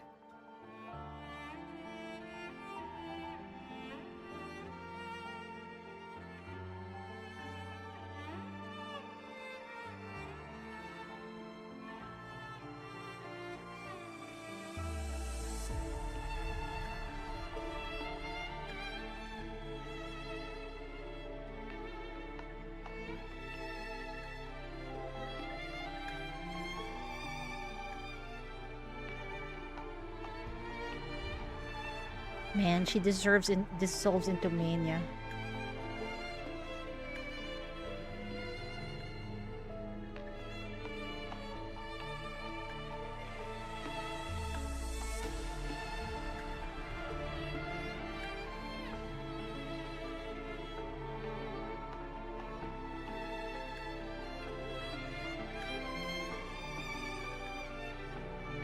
Wow, emotional damage ending, bro. Let's see if we can unlock the other ending. Is it available? No, it's not. Oh no. It's not available for me, guys. I think I need to unlock everything above us. I think we need to read through all the bad ending or the... I think. Because I went back to the bad end again. We need to go back further.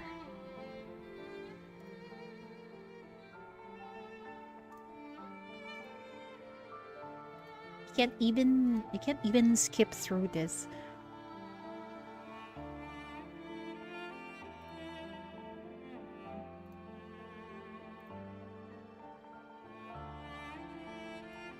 Let's see. The only thing we're missing is this one. And then I think that unlocks this. Maybe.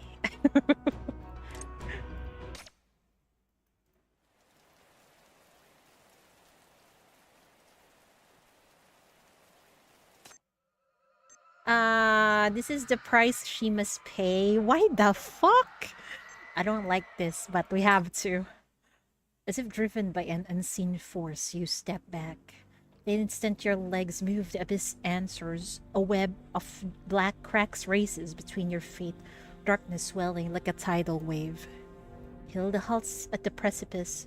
For a moment, she is perfectly still, like a statue at the edge of oblivion. Then, her body begins to lean back, her hollow gaze locked on you. Ah, okay, thank you. I should refuse the weapon, stop them, and grab her. Okay. So I need to go back further. Oh my god.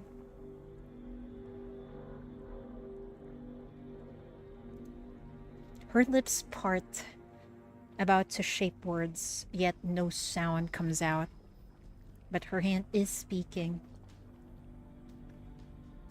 You see her fingers step a gentle rhythm. I'm sorry. I'm sorry. The apology threads through the spectral house, a needle of clarity that pierces straight to your heart. Ah, this is what you did on your first playthrough to get the choice. Ah, okay, got it. It's because I keep on going back and doing the bad ending. And now I got the bad ending in the story. The wails sharpen into a screech like shards of glass in your mind. From the churning dark, a multitude of hands erupt. They seize her, pulling, clawing, dragging her down until the shadows swallow her whole. That sounds like hell itself. Manfis retreats languidly into the wall, a spectator who knew the final act all along. With a soundless final shudder, the great maw of the abyss closes. Hilda is gone, and the darkness settles, heavy and complete.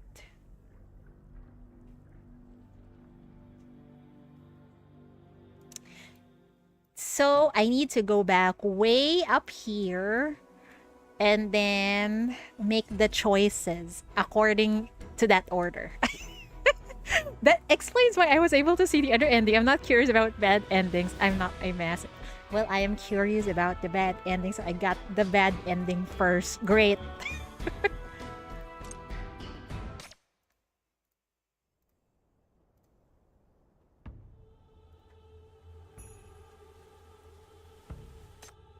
We refuse the weapon. And then...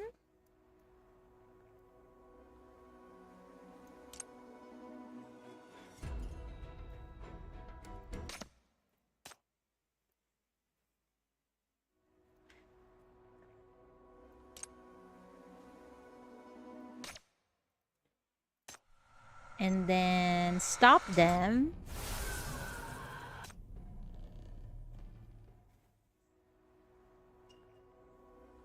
And then... wait, are we done with this?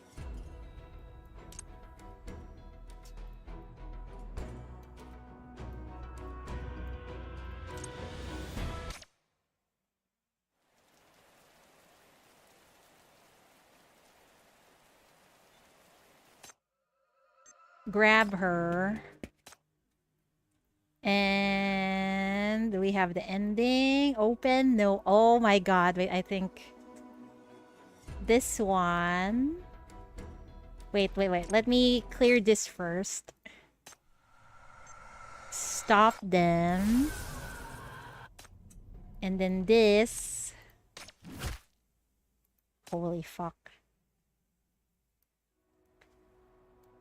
And then this.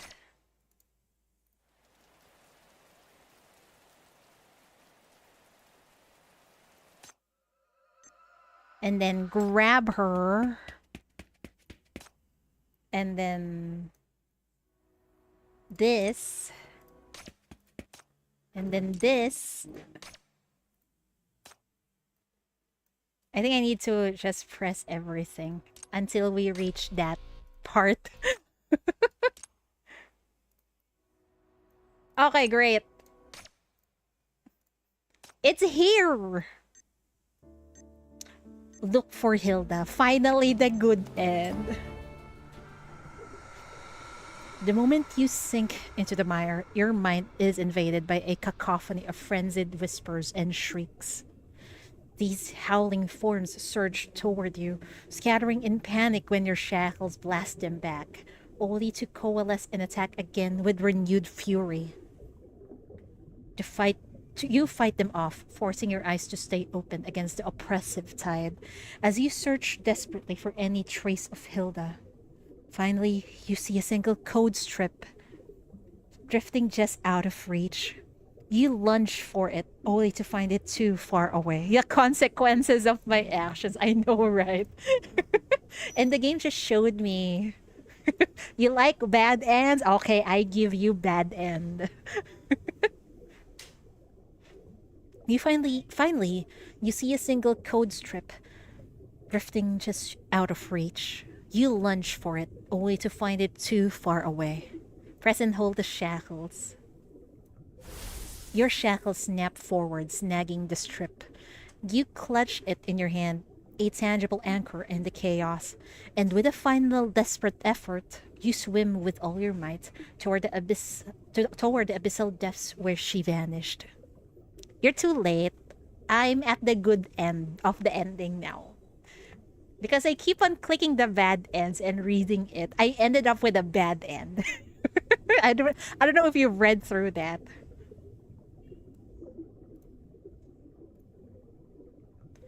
Swaying, rocking, her consciousness is carried deeper into the abyss.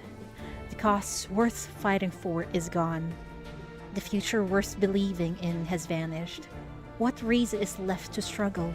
Perhaps to simply cease is the only peace left. So tempting, I know, Hilda.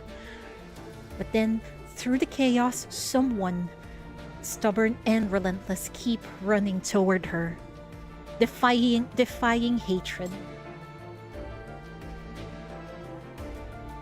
Ah, you got the good ending first try. I got the bad ending first try.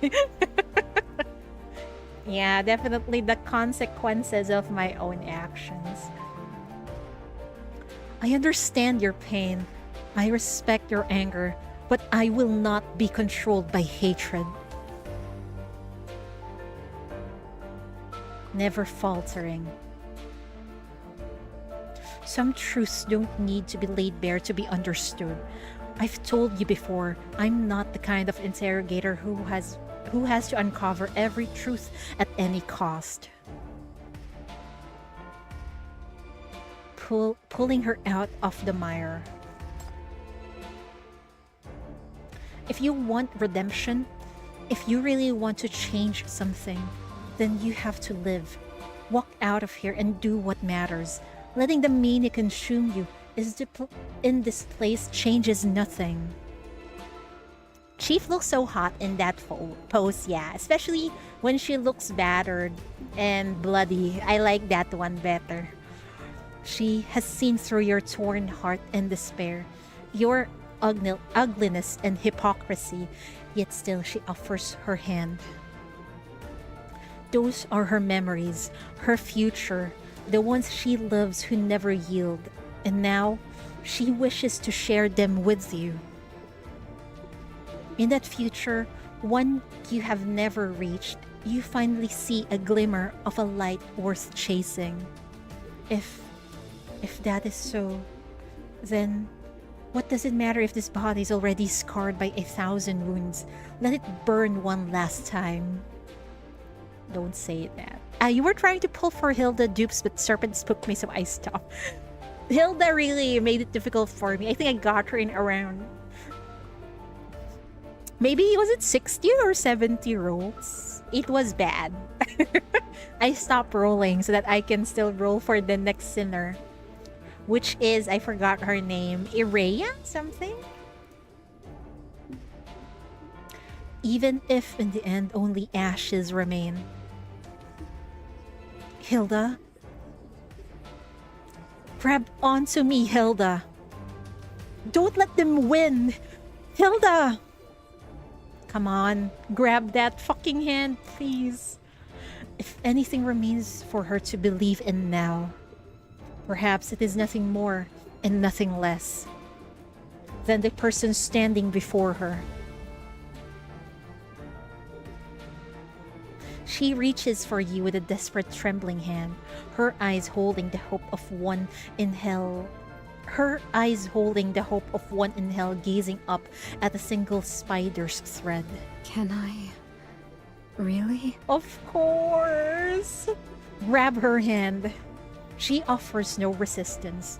A soft crimson glow kindles in her palm, its former sharpness gone, and threat dissipated.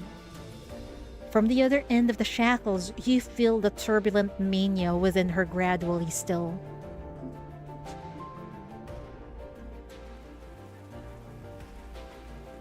Let's get out of here.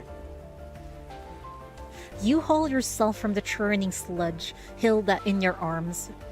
Above, a torrential downpour of black, mania-saturated rain threatens to scour the world clean, swelling into an apocalyptic flood. The small manor stands as the last arc, but its walls are already groaning, being swallowed by the encroaching mania. The wooden door panel you've claimed as a raft groans in protest, its splintering frame barely keeping you afloat in the muck. Then, the waves themselves begin to change. The tide of mania coalesces into physical nightmares, howling as they rise from the depths. Their voices are all too clear, a cacophony of piercing whispers that claw at your mind and throb behind your eyes. They surge forward, tearing across the water's surface, walking atop the pitch-black splashes as if the waves were solid ground. Don't even think about it! Gritting your teeth, you drag Hilda fully onto the unstable platform. The door lurches violently, and for the heart-stopping moment, you teeter on the brink of falling back into the abyss. The Aurum Secretum team is OP. I just put Hilda and Hypatia for peak test path 1 easily. I haven't tried it yet. Suddenly, a code strip whips out, wrapping around your torso and yanking you back to relative safety. Hilda, now conscious, wipes the stinging rainwater from her eyes and binds the strip tightly around your wrist. Let me handle it. She pivots to confront the colossal wave of mania. Monsters are caught in the surge, their snarls swallowed as countless souls churn and compress within mania. They merge together, coalescing into a towering, vaguely human form. It faces Hilda, and a massive maw splits open, revealing a writhing, nightmarish pit filled with countless lashing tongues. Don't think you're accepted. She's just using you. She'll discard you like trash when she's done. Just like how you used us, you made our ideals and belief utterly worthless. Don't think your blood is now clean. Every life you've taken will hunt you to the ends of the earth. We will never forgive. Hilda stands in silence, a still point in the storm. She lets them scream, lets them wail, allowing their endless hatred and rage to exhaust itself against her calm. Her code strip whips through the wind, like a red line slashing the dark. It wraps the giant beast in a searing embrace. I don't need your forgiveness. I don't care if I'm being used. If there is a chance, I will take it. I've never found the right path anyway. The worst that can happen is being fooled again. Losing myself once more. But I'm used to it now. I'm not afraid anymore. Oh, she have regained her hope in this route. Thank you. Her voice cuts softly through the storm, yet it rings with unmistakable clarity. The giant beast thrashes with renewed desperation, as if it can feel its impending doom. The code strip pulls taut in this desperate tug of war. It's a race against annihilation. Will the beast be shredded first, or will Hilda's power shatter under the strain? Just as Hilda presses her hand against the scar on her throat, ready to break her own limits, your hand closes over hers. Oh, don't face this alone. We made a promise to leave this place alone. To leave this place together. A red glow erupts from your shackles, merging with Hilda's power to form a colossal net that strikes the beast, ensnaring it completely. I want to see the new city. See the new Frasier. See what has become of my ruined homeland. I still wish to pursue that ideal. For all of us. The code strip lashes out, tearing faint traces of memory from the souls. The fragments flicker like dying embers before surging back into Hilda. She shudders slightly, her body jolting like a piece of driftwood struck by a wave. I accept every one of your curses, your rage and resentment. I will carry them all. I have nothing left. Before I leave, it is fitting that you provide me with this burden to bear. I will carry the weight of the past, but I swear I will not be crushed by it again. I am so proud of Hilda, man. And now if you still stand in my way, I understand why. but I will not yield. The code strip snaps taut. Empowered by your shackles, it explodes outward, slicing the massive beasts apart in an instant. The monstrosity collapses like a felled mountain. The fragments scatter, some howl toward you in a vengeful tide. Others flee, wounded, into the distance. The rest simply vanish on the wind.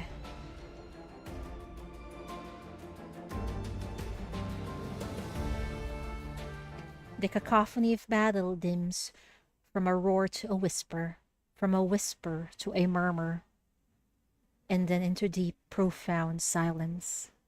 The last few fragments stagger forth in a stubborn final charge, but the moment they touch Hilda, they transform into harmless motes of flowing light, extinguished against her unwavering presence.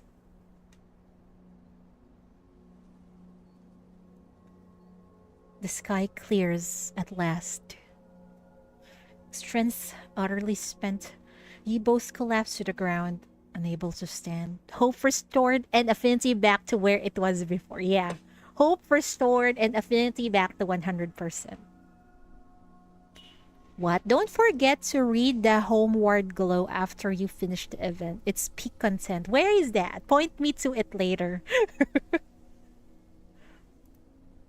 Hilda tilts her face toward the sun, a stranger after so long. The light filters through the dissipating clouds, warm and gentle on her skin. It was always raining at the manor. I'd nearly forgotten what a clear sky looked like. So, when it clears, the clouds do part.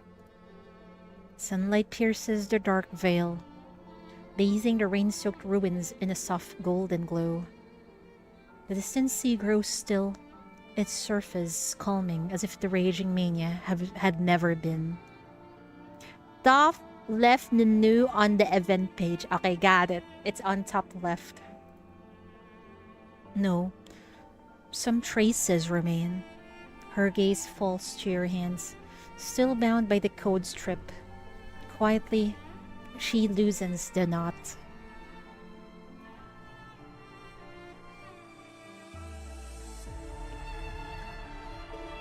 You know, I think I really, really want a Path to Nowhere anime. Okay, Link experiment successful. Oh.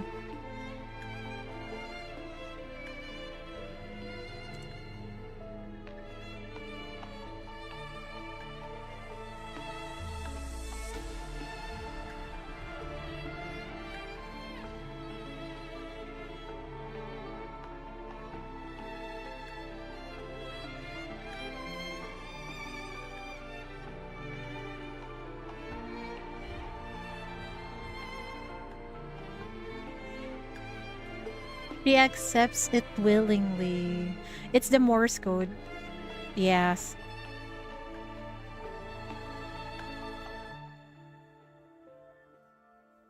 Yeah, we hear the Morse code. Someone told me that during part 1. Was it part 1 or part 2?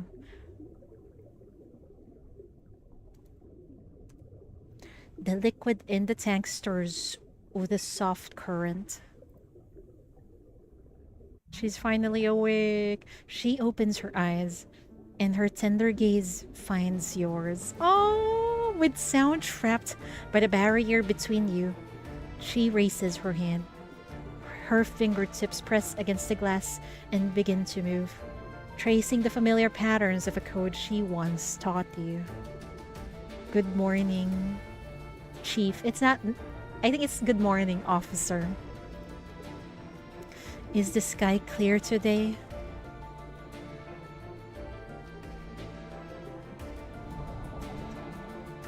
The wilderness. A small fragment of someone's memory. We'll read this. Wait, let me read this and then we go to the Homeward Glow.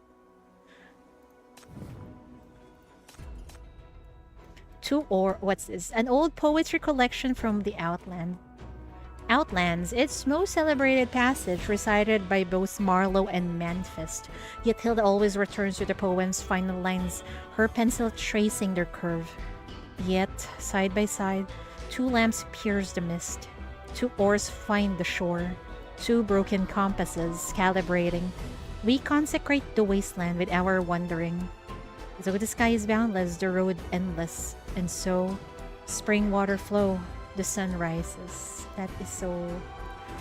that is such a happy ending. If there's going to be an anime, I need the female chief to be the protagonist. I agree. And I think the female chief is what most people use. In my opinion, I think. Okay, this is the homeward glow. What is this? Wait, let me click this. Is this like epilogue? Oh, they achieved the homeward glow ending once. It's possibly the epilogue, I think. Mail from the 9th Agency. Dear Chief, regarding your requests concerning Miss Hilda Hartlane's vacation, we acknowledge and will provide our full cooperation. We will ensure Miss Hilda's safety and manage her information discreetly, contacting her only when essential. Relevant updates will be sent to you daily for your review. We hope this period of leave will provide Miss Hilda with the opportunity to readjust and find peace of mind.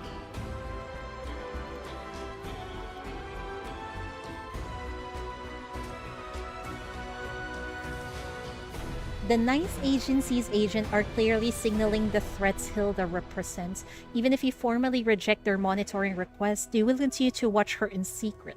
They simply will not share their findings with you. I think I would want to insist they don't disturb Hilda. Anyway, we can read through this again anyway, right? So I'll choose this. Insist they don't disturb Hilda. The agent readily comply with your request. However, you are fully aware that Hilda's 3-day vacation remains under their surveillance. Your decision to step back as a calculated gesture of trust in both the 9th Agency and in Hilda herself. Sometime later, after vacation, Hilda spent her final day indoors, bringing her brief vacation to a quiet close. Throughout this time, the 9th Agency issued no alerts. Perhaps she has finally adapted to her new life, or perhaps unrecorded tensions have simmered between her and the 9th Agency. Events that remain sealed in the archives to which you are not privy. That is sad. We didn't know anything. There's nothing there. I respected her privacy and I got gifted with nothing.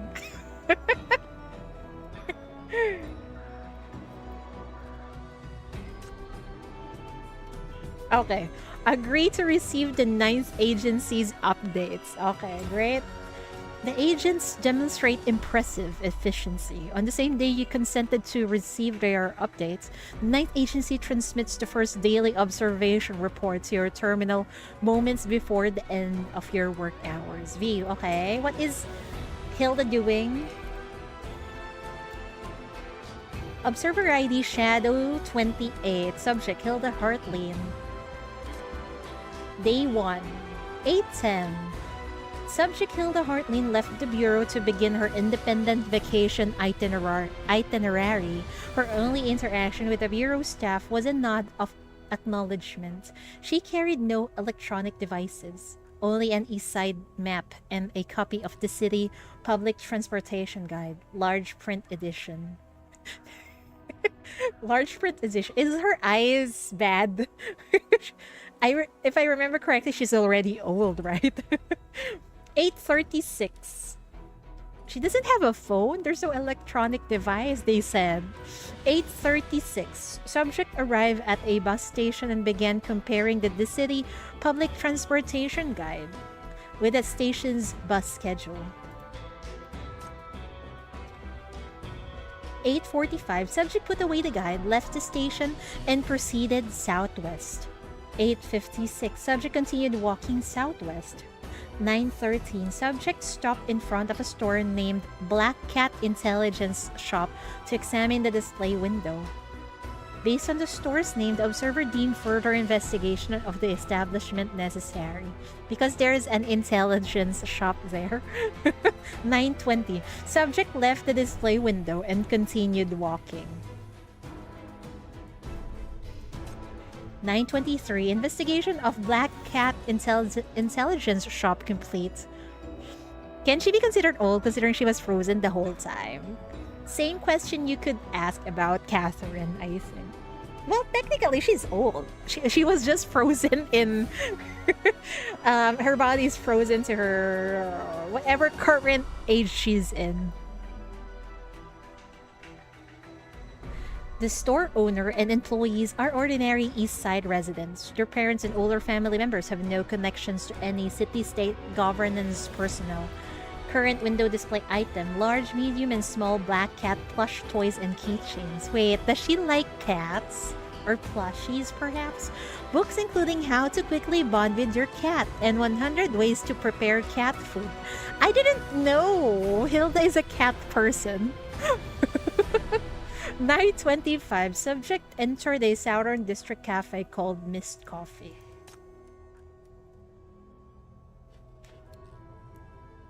It's a nice way to wrap up the event because she doesn't have an interrogation. That's right. Because it feels like actually the event feels like somewhat an interrogation itself because we directly went into her mind, something like that. The body's still young, but it had lived for a long time. Yeah, exactly. 9:27. Subject picked up the menu, examined it, but put it down with a frown. Subject took out cash, observed to be 5,000 disc coins, consistent with the data submitted by the MBCC chief. Subject handed the cash to a cafe employee while pointing to the upper right corner of the menu, presumably to place an order. 9:39.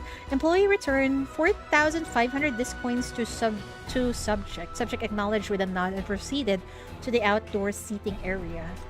9:40. Subject took a seat. One seated subject commented on the current economic situation in the city. Prices have gotten so expensive these days. How did you know? Wait, probably she asked Chief, perhaps. 10 a.m. Subject left the cafe and opened the map on the roadside. This is quite funny. In an era, even nowadays, no one uses a map anymore when they travel, right? They use their own Google Maps in their phone. So it's kind of funny to see someone opening a map so big out on the street like that. 10:05. Subject proceeded east on foot. 10:13. Subject paused briefly in front of New Era Cinema before entering. 10:24. Subject selected the next showing of Secret Operation, a blockbuster commercial film this quarter, presumably chosen at random. For observation purposes, the observer purchased a ticket for the same screening. The receipt is attached at the end of the report. Please approve reimbursement. This is so funny, man. Whoever is observing wants a reimbursement. Got it. Chief would pay for it anyway. 12:40. After the screening ended, subject was approached by promotional staff as she exited and was asked to leave a comment on their promotional board. Subject wrote on the film's promotional board, "A terrible movie, would not recommend." Oh my god, girl! They're gonna display that! It's a commercial, it's a promotional board. And she wrote, "It's a terrible movie." Well, anyway, at least she's honest. 12:50. Subject purchased a single red bean bun from convenience store next to the theater for lunch. Langley didn't pay her employees. I know, right? Chief is the one who's paying the employee. How stingy of Langley. How stingy of our boss. Subject entered Nova department store, located approximately 2 kilometers west of the theater. She browsed fall fashion collections and tried on long trench coats, both in brown tones. After checking the price tags, she returned them to the display rack without purchasing. Holy, is it expensive, Chief? Could you at least buy Hilda some new clothes? 1317, subject moved to the accessory section and purchased a discounted camel-colored wool scarf for 3,712 discoins. Investigation confirms this price likely has no hidden significance. Subject tore up the receipt and disposed of it in a mall trash bin. It was removed by cleaning staff approximately 13 minutes later. What the fuck? Whoever is also looking at, observing Hilda also observed the trash bin. Great. 1530. Subject continued exploring the city on foot. She discovered an unnamed second-hand bookstore at the corner of Gray Street and entered to browse. 1556. Subject was observed browsing the ideal city, letters to a poet, and Still Lake, all esoteric literary works published many years ago. Maybe she knows those books, that's why she read it. She picked it up. 1730, subject sat next to the bookshelf to continue reading, occasionally massaging her cough, and then proceeded to the next book. During this time, she ignored repeated cuffs from the store clerk intended as a reminder. Hey, let the girl read! She doesn't have enough money to purchase books. She was a spy. She was a spy. Well, yeah, I guess so. But she's on our side now. But I guess the Ninth Agency, the spy institution in this world, still doesn't trust her.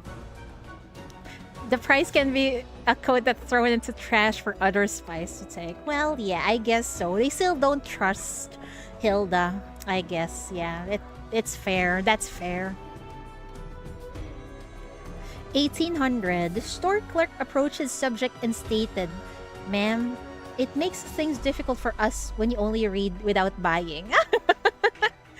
She's been in the bookstore for almost 2 hours. Holy.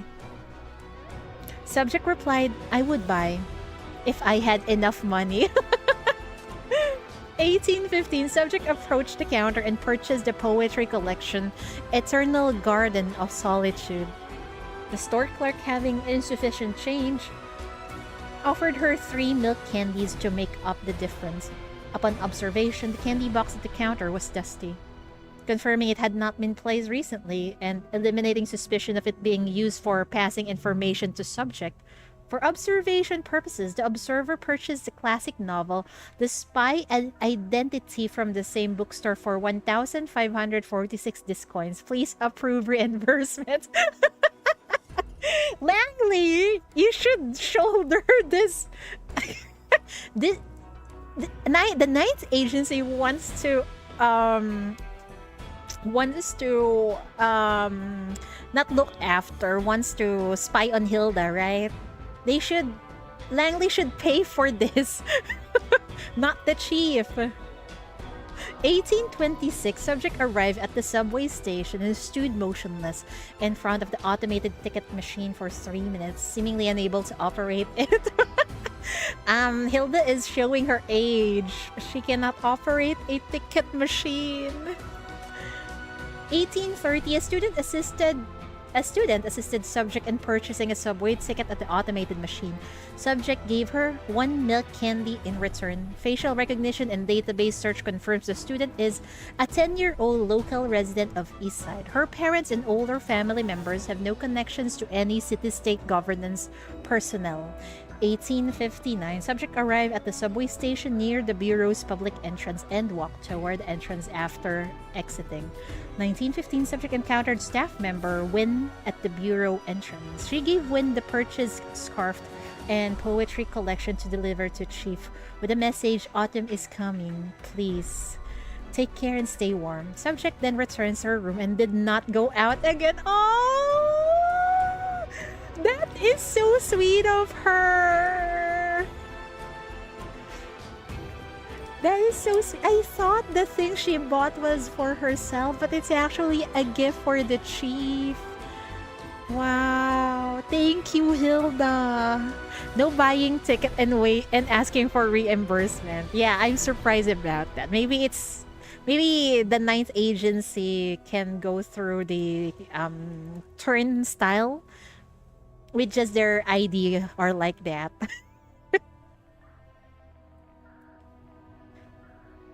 That is so nice of Hilda giving Chief a gift. She only has 5,000 disc coins. And she spent most of it for Chief, man. The surveillance report on Hilda is diligent and reveals nothing unusual. The agent conducting it, however, seems desperate for money, which is odd, considering the ninth agency's more than generous pay. I know, right? Chief already has to pay for things for all her wives and daughters, including Lally, and now they want her to spend even more money. Exactly this. See, approve reimbursement and reply forward to the ninth agency for reimbursement. They're already deep in debt. I should forward your request to your boss. Forward the ninth agency for reimbursement. Thank you for your hard work. The gifts from Hilda have been received. According to today's observation logs, the MBCC will arrange for a guide to assist with her acclimatization. The operational funds have already been disbursed by the ninth agency, so you may omit reimbursement notes for such items in future reports. End the day. I wonder what happened if you choose to reimburse the agent. Oh, it's still Shadow 28. Okay. Subject, Hilda Hartlane. Today, the chief assigned Clerk Wynn to serve as the subject's guide for the city. Wynn has been assigned to this log as subject number 2 for additional observation. Got it. 8:30, subject met with Wynn and departed from the bureau together. On the subway, Wynn was observed searching for top 10 must-visit spots in this city on a social media platform. 8:45, subject and Wynn arrived at Walk of Fame Station. Walk of Fame Station? Like the Walk of Fame in the US? Based on their direction of travel, they appear to be heading toward the Dillywood Film Production District. Right. It's Dillywood in East Side. You forwarded to ninth agency too, yeah, because we know Chief is already deep in debt, so of course I will forward all the expenses to the ninth agency. 8:56, subject and Wynn entered Dillywood. Wynn began introducing the area. So many celebrities and famous directors have been here. They've created tons of classic film franchises. I heard you went to see a movie on your first day off. You must really like films. Subject replied, I was just passing time. That movie was quite terrible. I wouldn't recommend it. After an awkward pause, Wynn responded, Oh, I see. At our bureau, at our place, we have a famous director too. I could introduce you sometime. She has great taste in movies. That's probably Darren, right? 9:37. Subject accompanied Wynn to continue touring Dillywood's must-visit spots and took photos for her. 9:43. Wynn strongly insisted that Subject take a selfie with her in front of the golden statues of Dillywood's famous directors. 9:43. I want to see the selfie with Wynn. Why did you not include it in here, Ice Snow?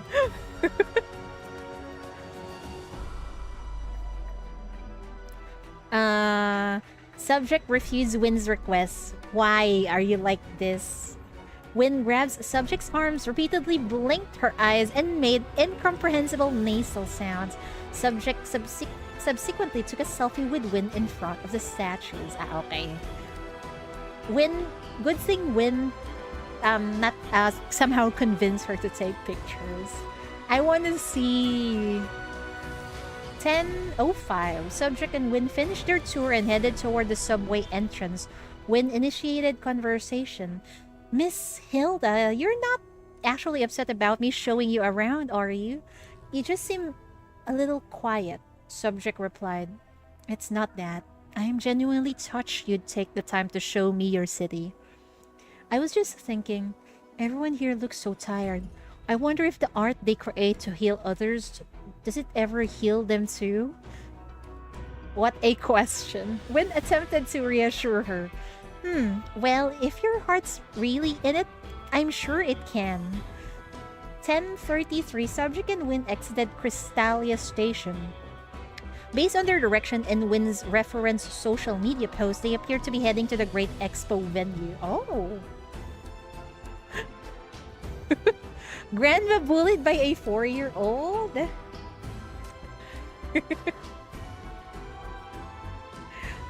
10:36, Subject and Win pass a trending bookstore called Wilderness Books. Wait, this sounds familiar. Noting Subject's interest in the bestseller Song of Freedom, Win inquired Miss Hilda, "Miss Hilda, you've been looking at that book for a while. Want to get a copy for yourself?" Subject replied, "I remember this one." It's the one we read in the event. Okay, got it.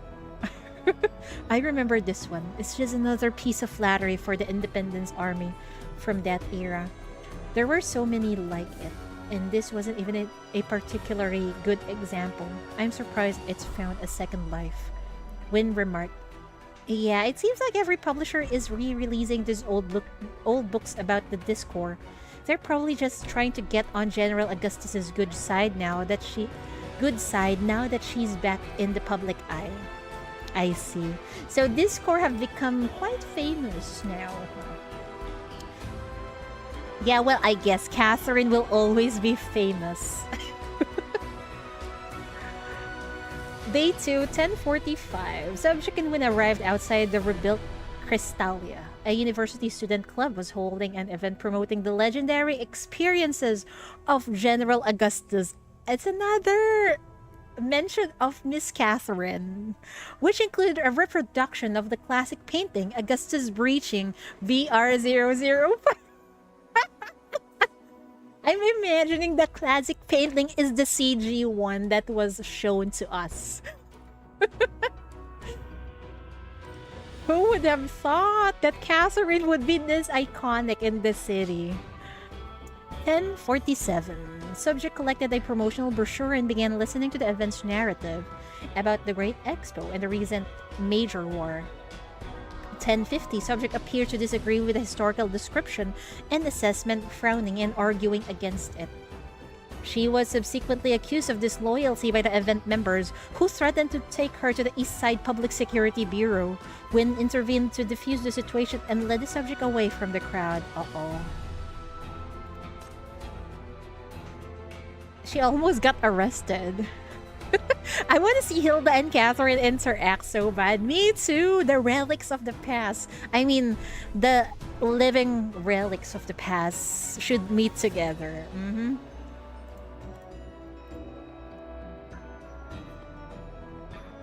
11:01. While queuing for tickets at the Crystalia entrance, a conversation occurred.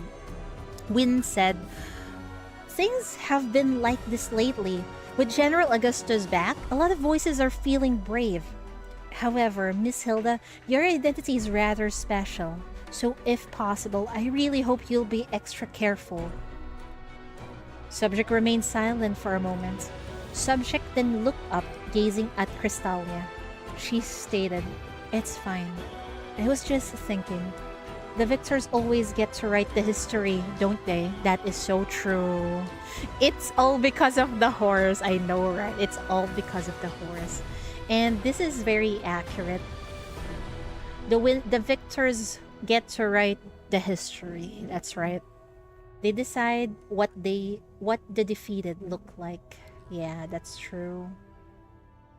They even make the defeated the evil one, especially if whoever wins actually make propaganda movies and TV series, right?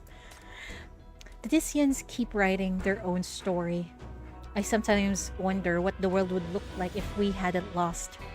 That army twisted and smeared by clowns. How would they see it then?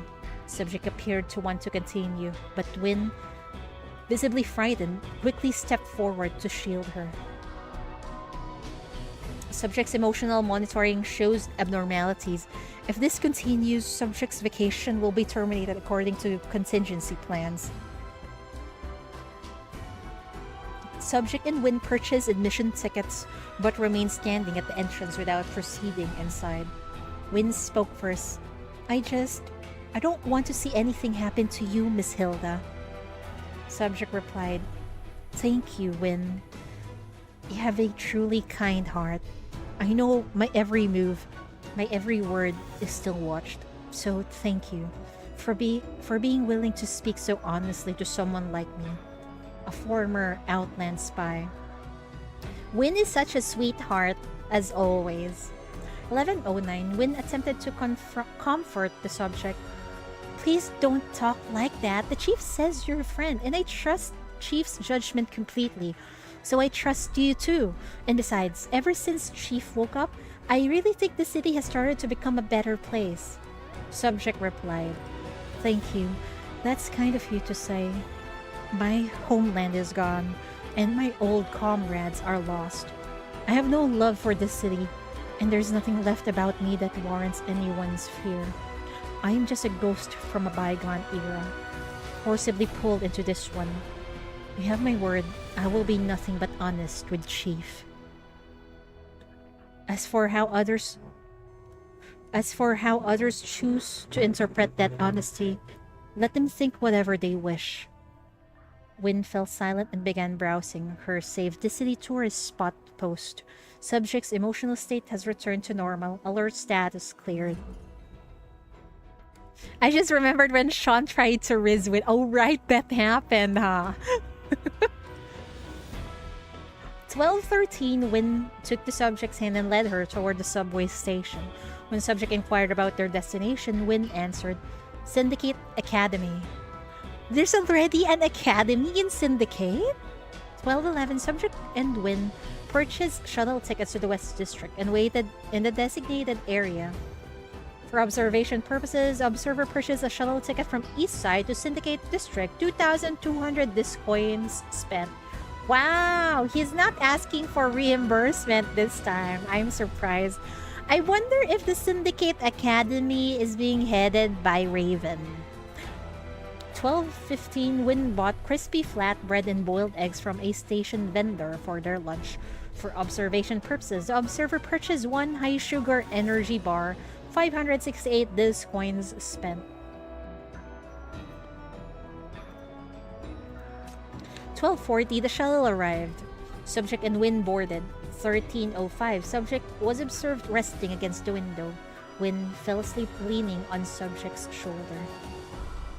14:15, the shuttle arrived at West District Station. Win and subject exited and hailed a taxi to Syndicate Academy.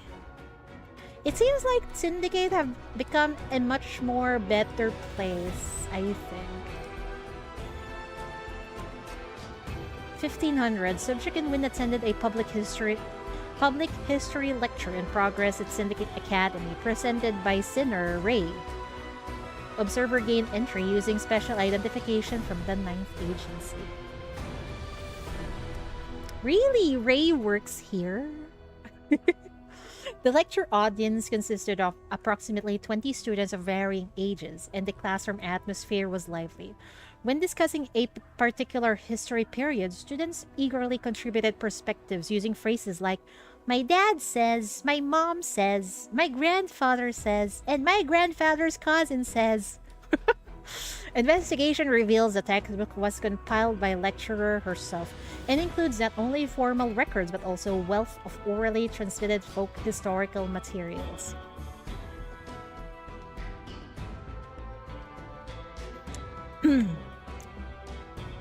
Oh, her interior is worth to do?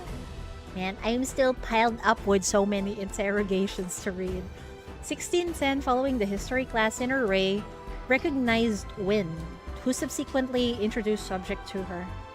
Ray presented a textbook to subject. Subject appeared surprised but accepted the book carefully and thanked her. She remarked, "This is the fairest and most vibrant historical record I've ever seen." 1635, Subject and Win commence their return journey to Eastside. 1923, Subject and Win return to the Bureau.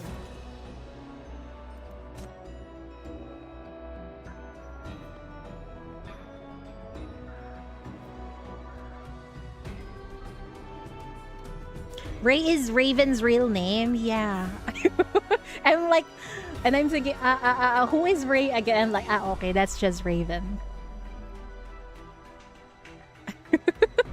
I'm sure some of the kids went, actually, with a glasses and actually. You note that the agent's necessary expenses have been reimbursed, yet their meticulous records remain. The issue might not be a lack of funds, but an excess of caution, or perhaps just an obsessive eye for detail. Dismissing the thought for now, you turn your attention back to the highlighted conversation points, reading them through once more as you begin to reflect. I actually got spoiled by Raven's name because because of one post on Twitter, if I remember correctly. She even has a last name, but I forgot what it is. She has a last name, right? Even Oak Casket has a name. I mean, real name. But I forgot what it is again. Dismissing the thought for now, you turn your attention back to the highlighted conversation points, reading them through once more as you begin to reflect. Send gift, luxury coat, send gift, West District biographies. What is this?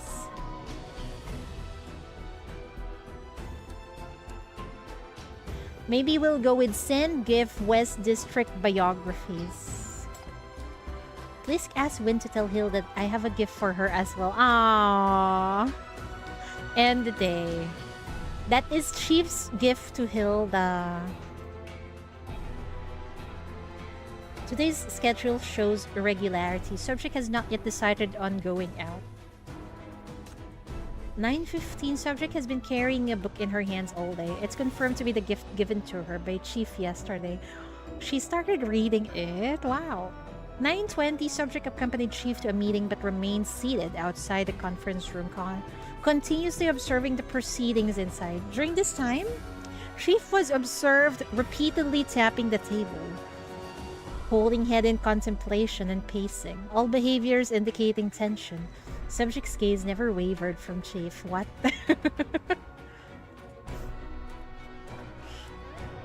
She's observing the Chief now. Give a gift to your wife, Chief, yes. 11:20, after the meeting, Subject followed Chief back to the office to process backlog documents. She showed significant interest in the cases Chief was handling, taking notes on relevant content. After recording several items, Subject stood up, brewed a cup of coffee for Chief, and delivered it. Chief looked up and acknowledged her with a smile. Aww. So basically, Hilda's vacation, she spent it with Chief. That is so sweet of her. I think she could make a good assistant to Chief, but I think our wife Nightingale would be worried.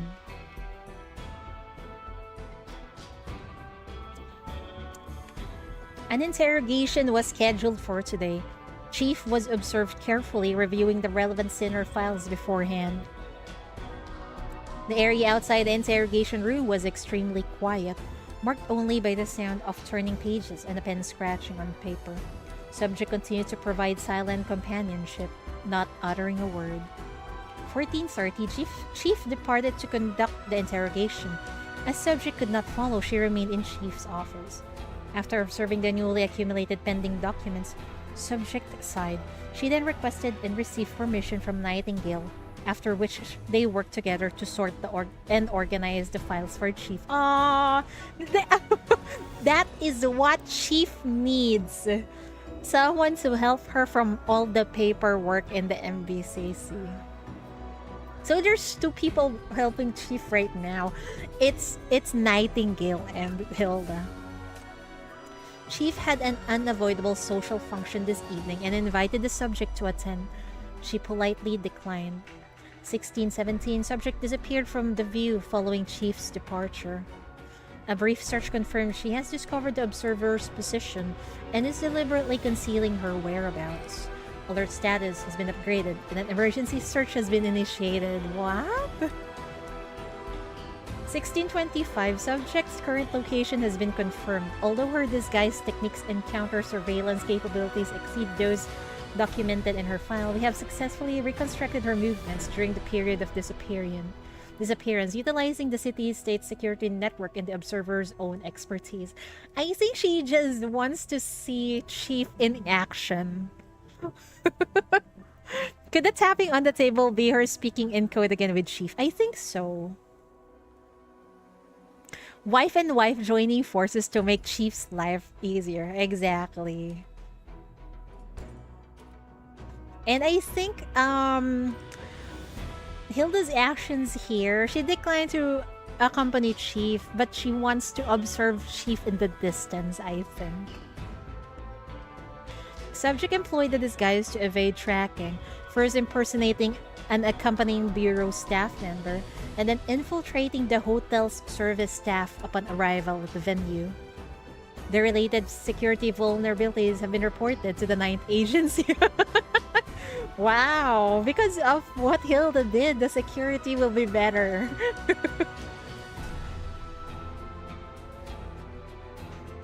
1645, subject disguised as a server entered the reception venue with Chief, where Chief was located, and began observing Chief's every move. During the function, Chief was surrounded by celebrities and dignitaries and was visibly struggling to conceal boredom and fatigue under the constant social pressure. Subject was observed making several aborted attempts to intervene before ultimately restraining herself from action. Hilda wants to save Chief from boredom. Or not really just boredom, maybe she wants to let the Chief have some peace of mind in the party. While the subject appears to harbor no malicious intent toward Chief, her unauthorized infiltration necessitates additional protective measures for Chief's safety. 2100, after the function concluded, Chief proceeded to the underground parking garage. Subject followed Chief to the garage but maintained her distance, concealing herself in the shadows without making an approach. 2103, Chief suddenly called out Subject's name. Subject appeared surprised by subsequently stepped out from the shadows. For security purposes, the observer continued to record their conversation accurately. Well, did you enjoy watching me make a fool of myself all day? You've had a long day. Chief nodded and replied, let's head back together. Wow, Chief noticed when everyone else did not notice Hilda. Chief noticed her. 2105, subject opened the car door for Chief, who entered the private vehicle. Instead of entering herself, subject turned and looked directly toward the observer's position. Oh, so Chief knows she's being observed by Hilda, and Hilda knows she's being observed by another person. I see. Unexpectedly, she then addressed the observer. We must once again revise our assessment of her counter-surveillance capabilities upward. Well, whatever Hilda is doing, it makes 9th Agency much more efficient and better in intelligence. The subject's dialogue is recorded as follows. Although the observer acknowledged the address, no verbal response was given. Subject: you've worked hard watching me all these days. My vacation is over now. You should take a rest too. Come on, let's go back together. The observation logs conclude here. There is an undeniable strangeness in reviewing a record of your own words and actions, as if seeing yourself through a detached external lens. It calls to mind the plight of the shackle bearer, perhaps. Like Hilda, your own seemingly autonomous journey is being meticulously documented by unseen observers. This realization, however, brings you no surprise. So basically, Chief does not have any privacy. Commend the observer or warn the observer. He did nothing wrong. He did nothing wrong, so I will commend the observer. You add your own comment to the report. Observer 28 demonstrated strong diligence and adherence to protocol, successfully monitoring the subject without disruption. They effectively mitigated potential risk but would benefit from further development in counter surveillance techniques. Sometime later, after the vacation, Hilda's fascination with the vibrant West District and Syndicate Academy continues to grow. She often visits the new friends she's made there, many of whom are familiar faces you would recognize. Your commendation of Observer 28 proved so influential that it propelled them to fame within the 9th Agency. What? Culminating in a promotion to instructor at agent training camp. What the fuck? Just with one word from the chief, the Observer 28 have rise up the ranks. Wow, Chief, that's impressive. They are there. They now teach essential skills like infiltration, tracking, and disguise. In a further twist, the 9th Agency now occasionally invites Hilda herself to assist with graduation exams, where she has become the most feared examiner among rookie agents. Wow, that is so cool. The former Outland spy became... what was that?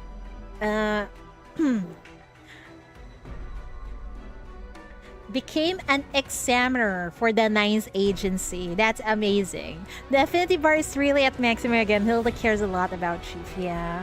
And she's starting to build up her life.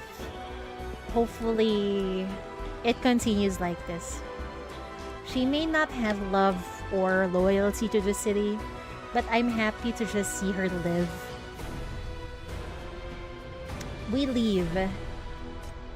That is amazing. It's very long, but it's a very good epilogue for this event. Do you think we'll get an interrogation for Hilda? I don't think we need one, because basically I think everything that happened in this event is good enough interrogation-like. Damn, one word from Chief and Langley blindly believed her. I know, right? Which is really funny, because sometimes you think Chief doesn't have any say on anything that's happening. Or even in... Oh, wait. I haven't done this yet. You'd be surprised that Chief actually has a huge backing, and whatever she says, everyone seems to respect.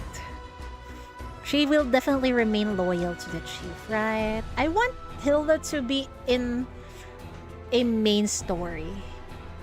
In the main story. I want to see her interact with Catherine too. And also, it feels like the events after the events during the anniversary and after the anniversary are so good. It's so good. What a treat to read it. And it's very... This event is very, very relatable, especially to what is currently happening in our world. Especially with the corrupt, evil, quote-unquote, metropoles in real life. And possibly the city that is also heading in that direction. And the poor people, not just the civilians who are the victims, it's also the people who work under this organization or countries. Very, very, very good writing, I would say. Millie, Shin, and Hilda are top 3 for me in 2025. For me, I'm not sure if we could classify the Hilda event as 2026. Well, technically, it was released 2025, December 25. So it is, yes, 2025, I think. For me, yes, I like Millie, Shin, and Hilda too. But there's so... I also like Sito's event. It's another... And also the theme of the current event still revolves around war and the casualties of it. Aside from the civilian casualties, there's also the soldier casualties, the spy casualties, the lighthouse people casualties. Yeah. I wonder where would the next main story would lead us. Surprise me more, Ice Snow. I'm looking forward to the next event. I thoroughly enjoyed this. I love ratings for the bad end because it's, you can see an unusual chief in the bad ends. Anyway, I hope you guys enjoyed Hilda's event. I will do the other necessary things to finish everything in that event on my own. But it's amazing. If you ask me if it surpass, does it surpass Flora and Furl? Well, I think the writing is similar. The writing is both good, okay?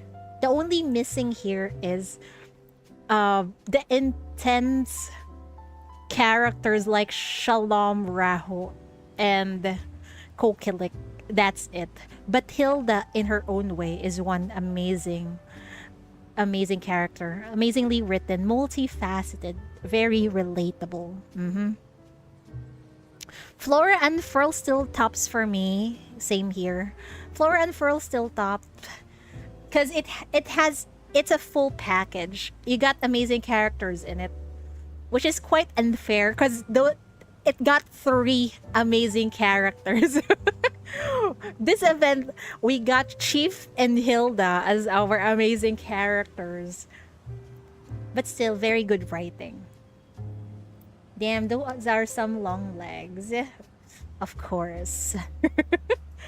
I got a lot of long, amazing legs here in Path to Nowhere also. I can't wait to be blown away by Ice Snow's writing once again. Anyway, I need to go, folks. I'll see you all maybe tomorrow for some Nikkei. I'm not sure. Maybe in the afternoon. I will try my best to stream in the afternoon, okay? I actually want to read part 1 of the event. I'm not sure if I have the energy later tonight, but I will try. We'll see. We'll see how it goes. I'll see you all next time, folks. Thank you for hanging out with me. Otsu Chidori, good evening. I need to cook dinner now. Bye-bye.